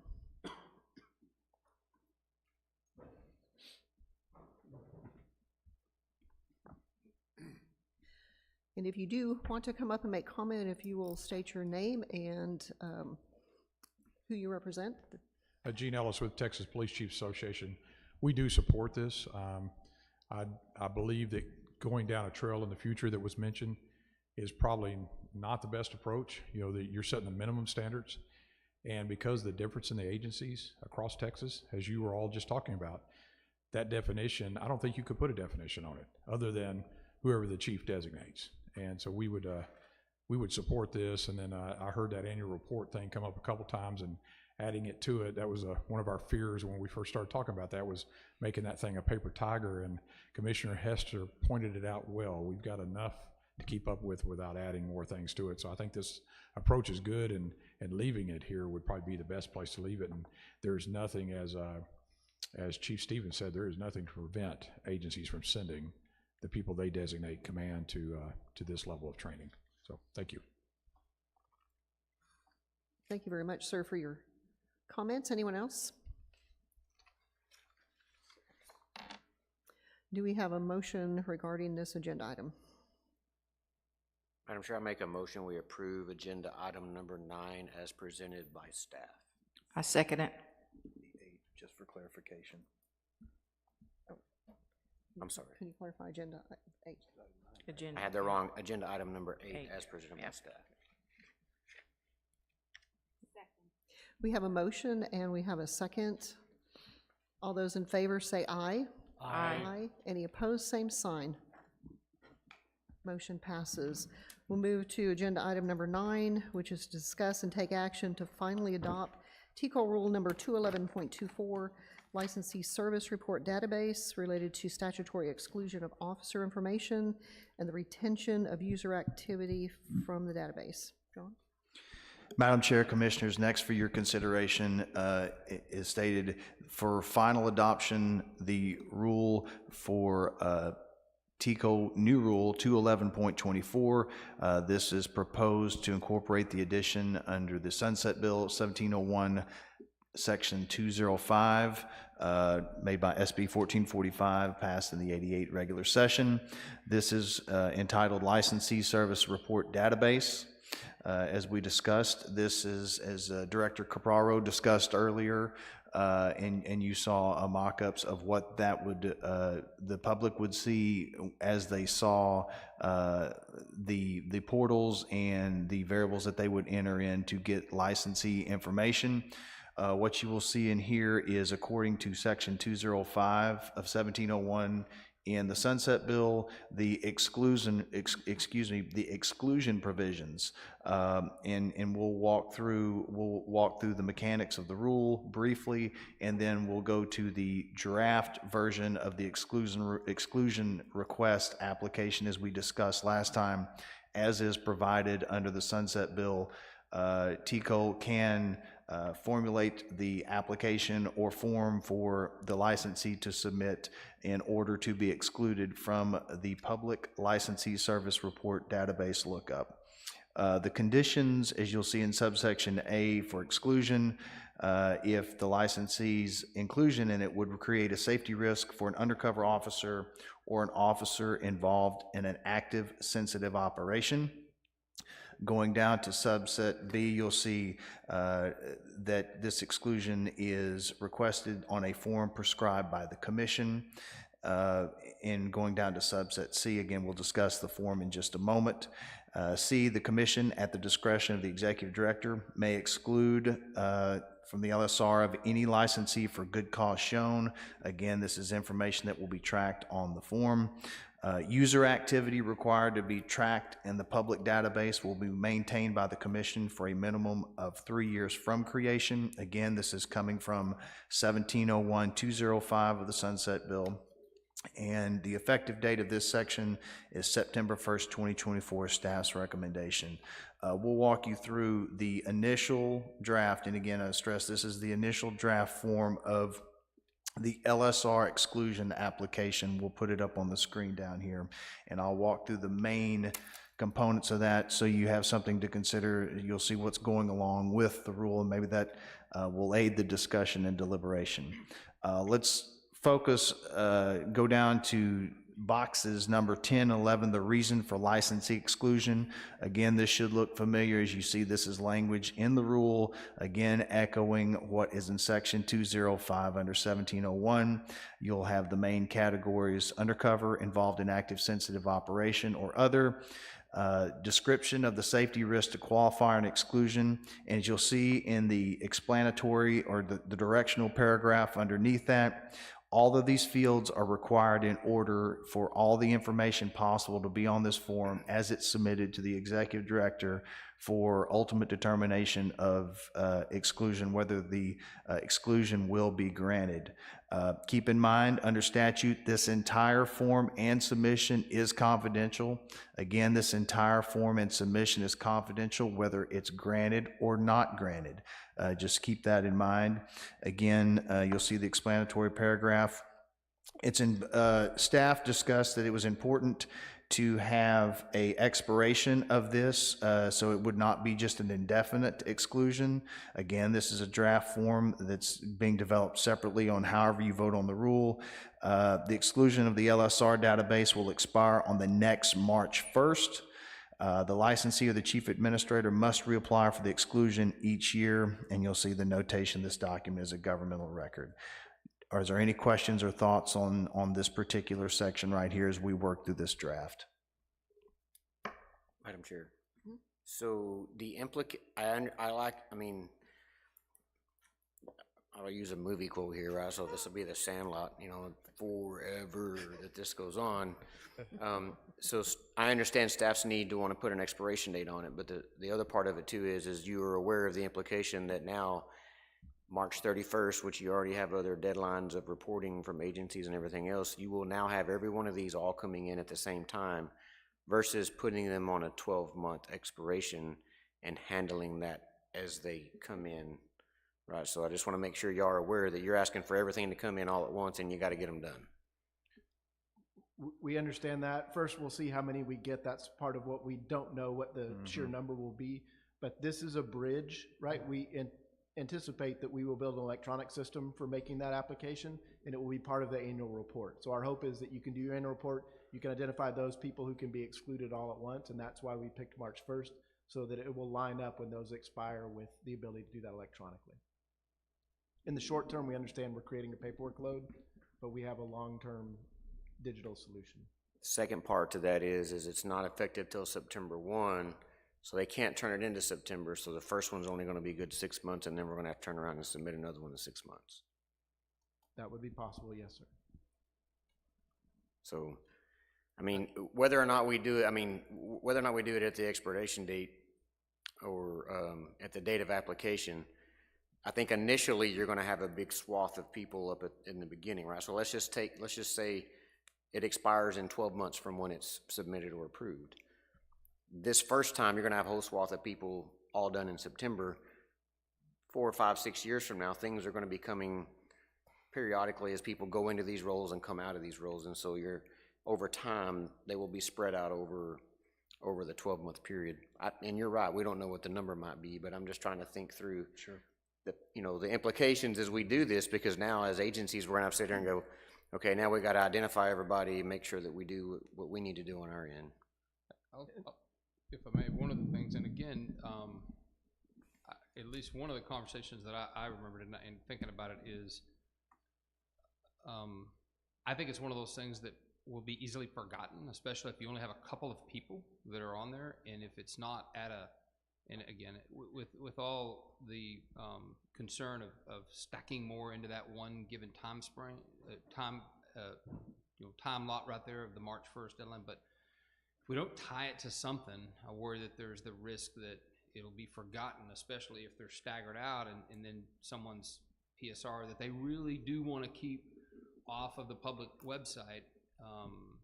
Then it's up to the agency to set that clock running, and if they forget, and we even got it automated, it's going back up publicly, where if they're all tied to one date, you know that, hey, if you have any of these folks that you're keeping off the public site, this is the day, and we can send out reminders to say, hey, don't forget, the deadline's coming up, that whatever you don't tell us to keep off of there, it's going back up on this given date, and it's kind of a one easy, but again, I think there's a couple ways. Go ahead.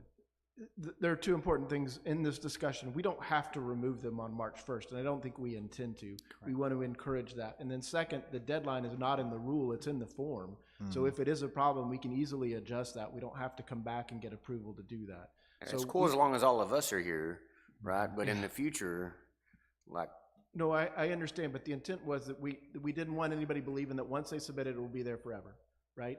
Right, I understand that. And once the system is up, and then we can determine what the digital window would look like when we can receive those reports other than paper, I think we can do that better. But we just didn't want any believing that once they submitted this form that they would always be exempt. I think that most agencies, when they look at it, and that's part of the disclaimer there, is that information is still available through other means. And so I think a lot of agencies will determine that it's not worth having them removed just from that public database. That they're actually exposing them, because now I could request the same through public information, get a list of people and compare it and see those that are excluded from the database. So we want to make sure they're aware of that. And I think once that becomes common knowledge, I don't think the numbers are going to be that substantial. Thinking about the form, I think it generally covers everything, but I have a couple minor suggestions, particularly given that it's officer safety kind of at issue. Is I like the idea of like a yearly alert, maybe February 1st, so you've got a month before or whatever, that you send out to agencies about re-upping this form. I think as far as March 1st goes, I don't have a big problem with that date or one date kind of idea, depending on how things go. But my suggestion would be so that you don't, submit your application February 15th and have to turn around and do a new one. That's March 1st of the following calendar year from the application. So it will vary in length depending on exactly when, but it will be the same date the following year. And then also for that date, maybe just bold and underline it in all caps, that way it's in their face that, this will expire. You do have to do this in addition to the reminder. So I think the other part for me, on most agencies, yeah, you're gonna have a handful of folks. The number's not gonna be high. And I know I'll go back to this, but we have a lot of our criminal investigations division agents that are in these capacities, and for larger agencies, this is gonna be a huge lift. And keeping up with this, people that come in and out with that, so. Just food for thought. My recommendation, I kind of echo Commissioner Hester here, is, I think most people that go into these roles or these assignments, they're there for more than 1 year. I think it'd be prudent to maybe extend it out to at least 2 years. I see the point of not wanting this to be an indefinite thing, but at the same time, as these folks are doing their investigations and they're doing their stuff, one last thing I want to throw in the middle of these sensitive investigations is some extra paperwork that they got to do that might skip their mind because they're focusing on other things. The reason for this is because it is sensitive. Their confidentiality, the protection for them should be a priority, and that's something we should not take lightly either. So one thing we don't want to do is accidentally and inadvertently, because they got tied up in their investigation, their work, forget to do this, and now we're exposing them, maybe in the height of an investigation or something like that.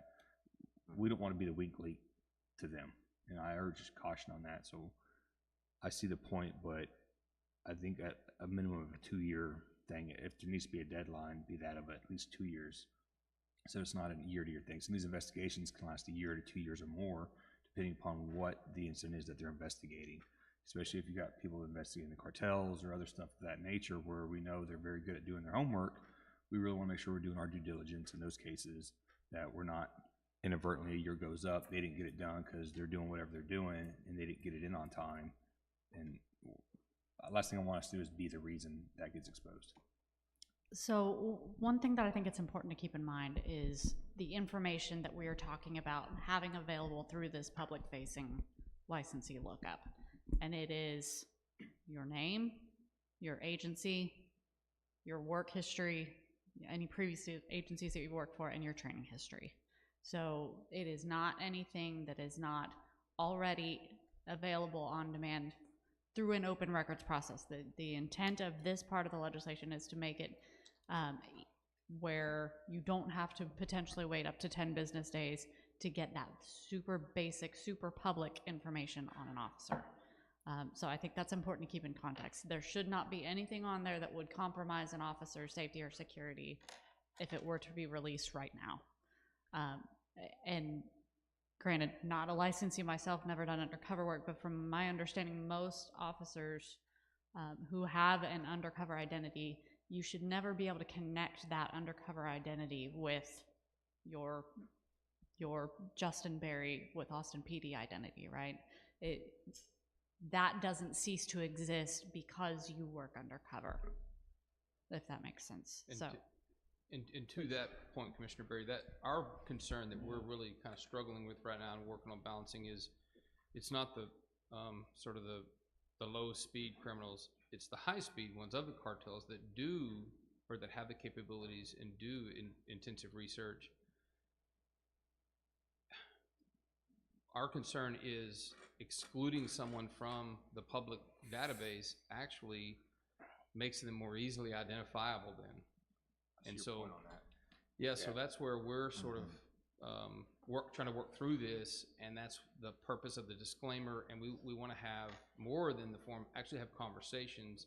Goes back to the education piece as we begin to roll this out between TJ's folks, the field service agents, and me going out and making sure that everyone understands the implications that if you're investigating a very complex criminal organization, through good research, it could provide an avenue to identify an undercover officer. And so as you said, don't go into this lightly. Make a very well-educated decision before you decide to do this. But if so, we want to make it, we don't want to put all of the burden on the agency. We want to pick up some of that and make it to where it's a team effort. We're working in partnership, again, to protect the identity of officers working undercover.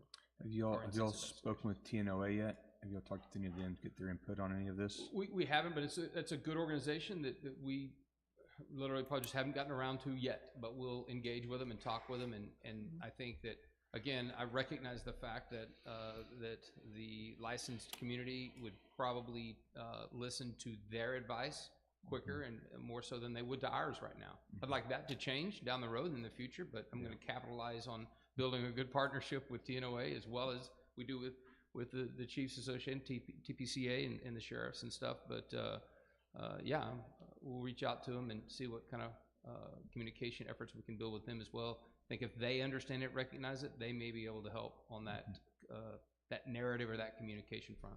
Thank you. Yes, sir. Well, the one good thing about this is it's not in the rule, it's on a form, it's by policy, and you can make that change as you see fit moving forward, but as far as what we have before us today. That's correct, Commissioner Heston. To reiterate, this form is to help the discussion and get some feedback for staff. This is independent, being developed by staff, independent of what's before you to consider for final adoption of the rule. Okay. Any further comments or questions from the commissioners? My only other comment was what Jason was talking about, that revolving year. The downside I see to that is now you'll have to have someone dedicated to check that constantly.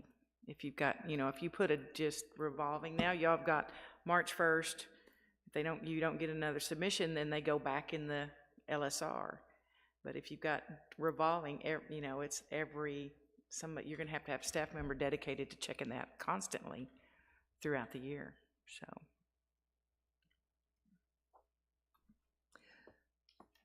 Do we have anyone in the audience that would like to comment on agenda item number 9?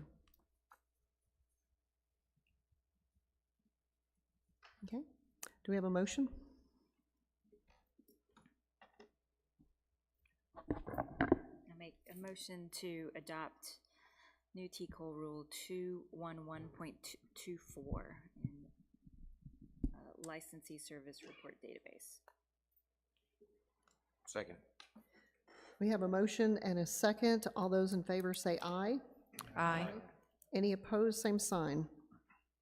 Okay, motion passes.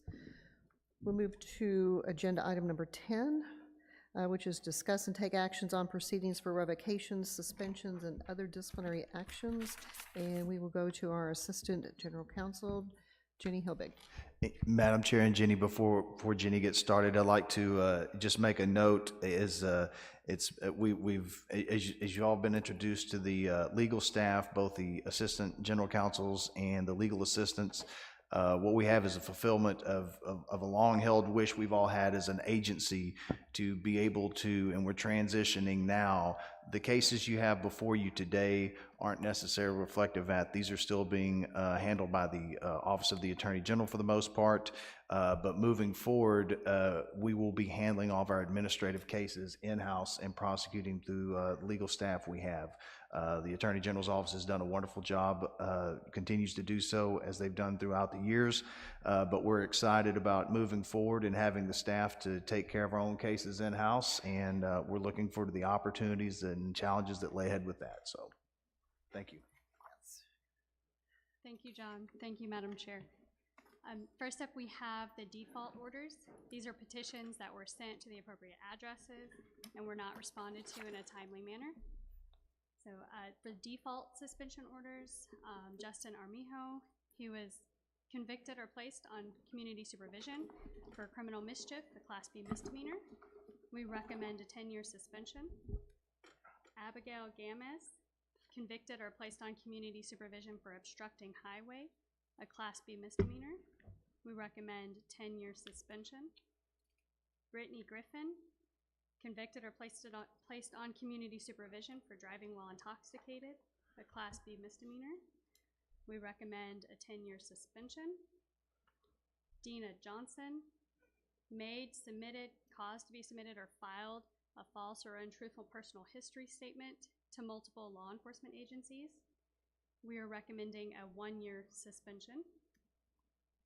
Juan Martinez Jr., convicted or placed on community supervision for obstructing highway intoxication, a Class B misdemeanor. We are recommending a 10-year suspension.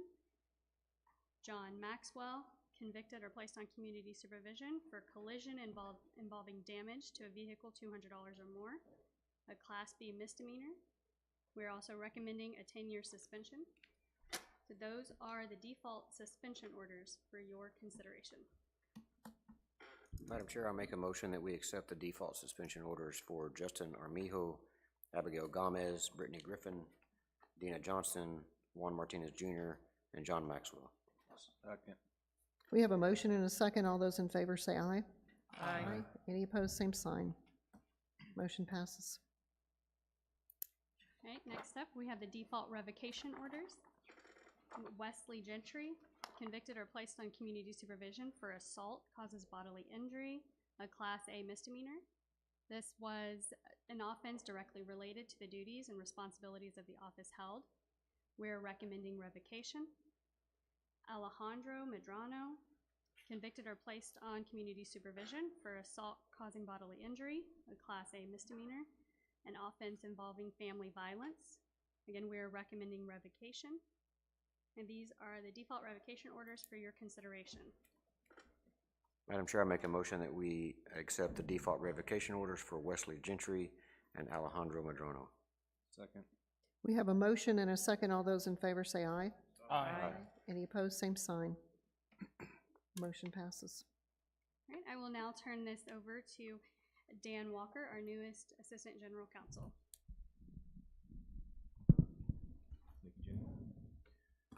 Moving on to the default cancellation orders, we first have Zachary Freeze. Respondent was, he received credit for a basic peace officer course that was conducted by the Liberty County Sheriff's Office through a memorandum of understanding with the College of the Mainland Law Enforcement Training Academy. After determining that the BPOC the respondent attended was fundamentally inadequate, credit was rescinded and we sought cancellation. Respondent failed to answer the notice, and we recommend the cancellation of respondent's license. Next up, we have Brian Hall. Respondent was convicted or placed in community supervision for domestic assault in Tennessee, the close equivalent to a Class A misdemeanor in Texas, and also an offense involving family violence. And we sought cancellation, and respondent failed to answer the notice, and we recommend the cancellation of respondent's license. Finally, in the default cancellation orders, we have Jennifer Hennigan. This respondent was convicted or placed on community supervision for theft, a Class B misdemeanor, and we sought cancellation. Respondent failed to answer that notice, and we recommend the cancellation of respondent's license. These are the default cancellation orders for your consideration. Madam Chair, I make a motion that we accept the default cancellation orders for Zachary Freeze, Brian Hall, and Jennifer Hennigan. Second. We have a motion and a second. All those in favor say aye. Aye. Any opposed, same sign. Motion passes. Moving on to the agreed waivers. So these are cases where a petition was sent to the respondent with a waiver attached, and the respondent ultimately signed those waivers, meaning the respondents have agreed to the executive director's recommended disciplinary action contingent upon the commission issuing a corresponding agreed order. The first one we have is the agreed suspension waiver on Francisca Castillo. As a respondent was convicted or placed on a community supervision for reckless driving, a Class B misdemeanor. We determined the respondent had committed that offense and sought a 10-year suspension. Respondent signed the suspension waiver, conditionally accepting the 10-year suspension, and we do recommend the acceptance of the respondent's agreed 10-year suspension. This is the one agreed suspension waiver for your consideration. Madam Chair, I make a motion that we accept the agreed suspension waiver for Francisca Castillo. Second. We have a motion and a second. All those in favor say aye. Aye. Any opposed, same sign. Motion passes. I will now turn it over to my colleague, Aaron Heath, and he's going to continue with the agreed suspension waivers and agreed revocation waivers. Thank you. We're going to be starting with the agreed revocation waivers. So the first one we have is Adam Franklin Alonzo. He was convicted or placed on community supervision for assault causes bodily injury, family violence. It's a Class A misdemeanor and an offense involving family violence. We sought revocation, and respondent conditionally accepted the revocation, so we recommend acceptance of respondent's agreed revocation. The next individual is Audrey Kaczmarek. I hope I'm saying that right. She was convicted or placed on community supervision for official oppression, a Class A misdemeanor, and an offense directly related to the duties and responsibilities of the office held. We sought revocation, and respondent conditionally accepted that revocation. We recommend acceptance of that agreed revocation. Next, we have Ryan Stevens. He was convicted or placed on community supervision for assault causes bodily injury, a Class A misdemeanor, and an offense directly related to the duties and responsibilities of the office held. We sought revocation, and respondent conditionally accepted that revocation, so we recommend acceptance of respondent's agreed revocation. And then finally, we have Audrey Wright. She was convicted or placed on community supervision for assault by contact, family violence, a Class C misdemeanor offense involving family violence. We sought revocation, and respondent conditionally accepted that revocation. We recommend acceptance of that agreed revocation. And those are the agreed revocation waivers for your consideration. Madam Chair, I make a motion to accept the agreed revocation waivers for Adam Franklin Alonzo, Audrey Kaczmarek, Ryan Stevens, and Audrey Wright. Second. We have a motion and a second. All those in favor say aye. Aye. Any opposed, same sign. Motion carries. Next, we have our agreed cancellation waivers. This is Elena Suleka. She was convicted or placed on community supervision for possession of a controlled substance in penalty group 3, less than 28 grams, which is a Class A misdemeanor, and this occurred prior to licensure. We sought cancellation, and respondent conditionally accepted that cancellation. We recommend acceptance of respondent's agreed cancellation. And that single one is the agreed cancellation waiver for your consideration. Madam Chair, I make a motion that we accept the agreed cancellation waiver for Elena Suleka, as posted in the agenda. Second. We have a motion and a second. All those in favor say aye. Aye. Any opposed, same sign. Motion passes. Okay, next we have our agreed order of suspension. Agreed orders are cases where a petition was sent to the respondent, and the respondent answered the petition by requesting a hearing at the State Office of Administrative Hearings. Prior to that SOA hearing, a modified term of suspension was negotiated, and the modified terms were formally offered to the respondent in an agreed order. The respondent would then sign an agreed waiver, conditionally accepting those modified terms, contingent on the commission issuing a corresponding agreed order. So our one agreed order of suspension is Ethan Villanueva. Respondent received one reprimand for failing to timely correct multiple and repeated agency audit deficiencies. He then received a second reprimand for failing to meet legislatively required continuing education. Subsequent to these reprimands, agent audits were conducted that again found multiple and repeated deficiencies. We sought a suspension, and respondent answered the petition and requested a SOA hearing. Before the hearing, the parties negotiated a modified term of suspension, and we recommend acceptance of the agreed order suspending respondent's license for 90 days. That is the agreed order of suspension for your consideration. Madam Chair, I make a motion that we accept the agreed order of suspension for Ethan Villanueva. Second. We have a motion and a second. All those in favor say aye. Aye. Any opposed, same sign. Motion passes. Thank you, and I'm turning it over now to Mark Duncan, Assistant General Counsel. Thank you. For the information-only section, no action is required from you. We had 1 statutory suspension, 1 statutory revocation, 1 term surrender, 21 permanent surrenders, and 148 reprimands for administrative violations. This large number of reprimands was referenced by Major Vineyard earlier. The vast majority are due to failure to report E1 arrests to TCOLE. All of these actions have already taken place by statute or operation of law, so no action is needed by the commission.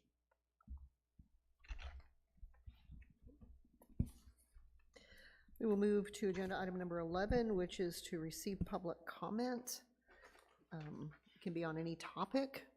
Please understand that we're not able to take any action on any public comments, and I have 2 people signed up.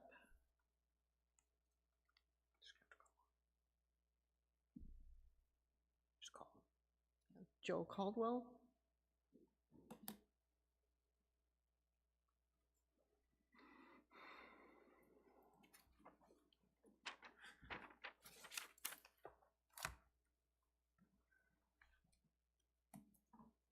And sir, if you would state your name and who you are and who you represent, that'd be great. Sure.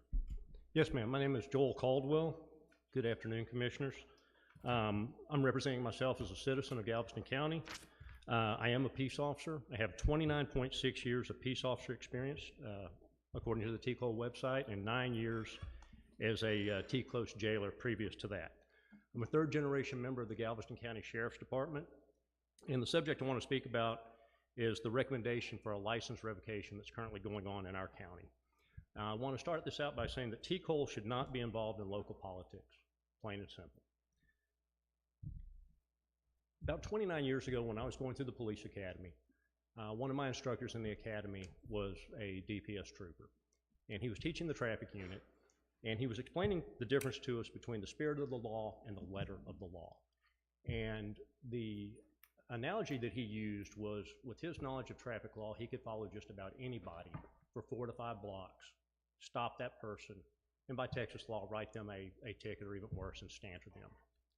Then he explained to us very quickly that is not the spirit of the law. The spirit of the law is the safe facilitation of the movement of traffic, not for a police officer to be able to stop anybody that he knows might have committed a minor infraction.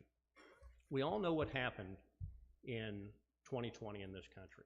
Legislatures across the country changed post rules, post laws. It's happened obviously here. It's happened across the nation. The spirit of those laws was to remove the bad cops from our profession. It was to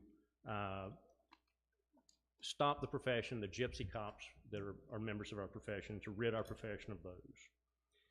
In this particular case, that is not what is happening.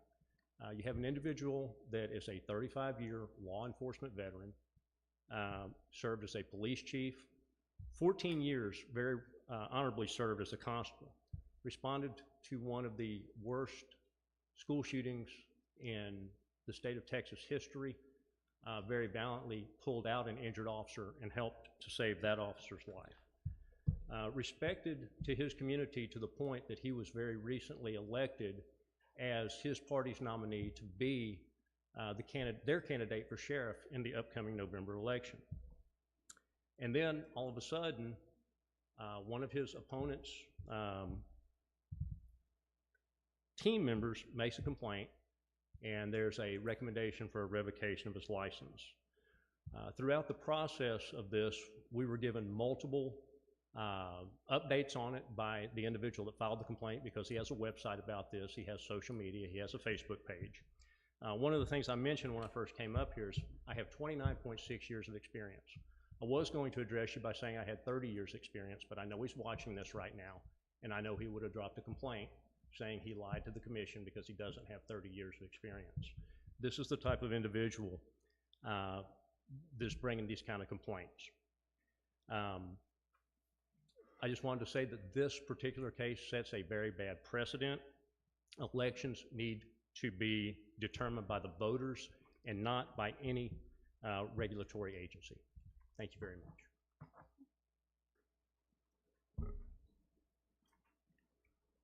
We have a second person that has asked to speak, Henry, and I'm sorry, I cannot. Pareto. Okay, I could not read. My name's Henry Pareto. I'm representing myself also, but I work for Santa Fe ISD Police. I'm a retired chief from several agencies. Approaching 39 years of service. All of you up there, I do personally appreciate what you do because I've sat on a number of commissions for the state, and it's a thankless job. I do thank you for that. I have a couple comments similarly related to what's happened in my county, and I really wish the board would listen to those, the commission would listen to those, because they really concern me. 450-mile round trip for 3 minutes, but it's that important.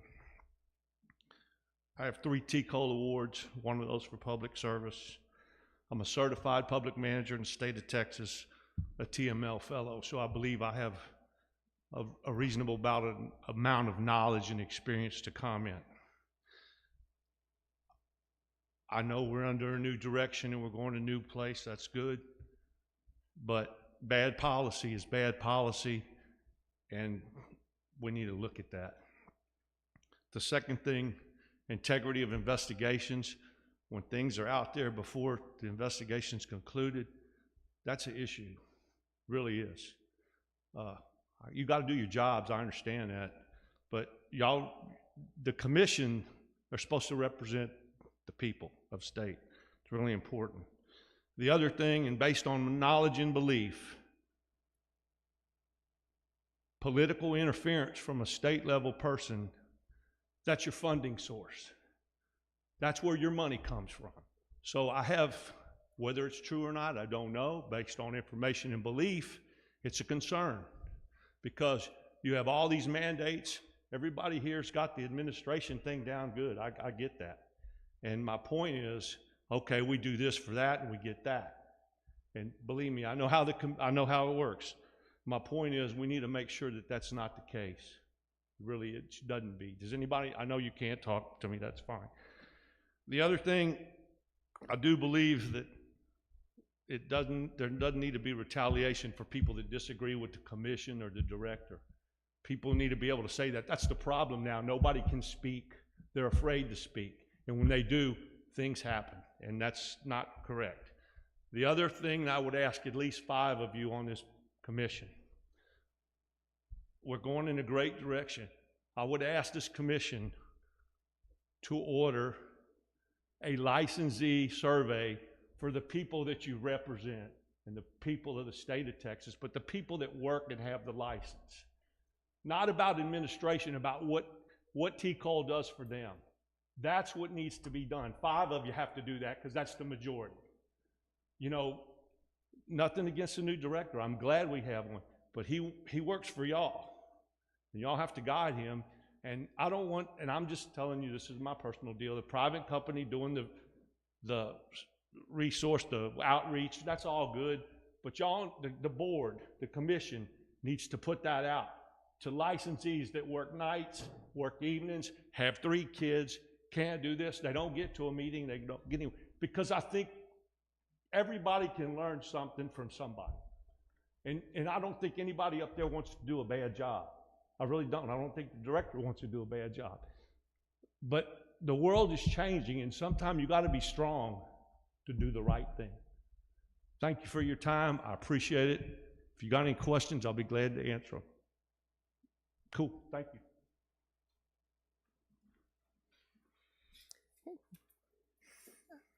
Regarding agenda items number 12 and 13, both involve executive session. We will not be going into executive session today.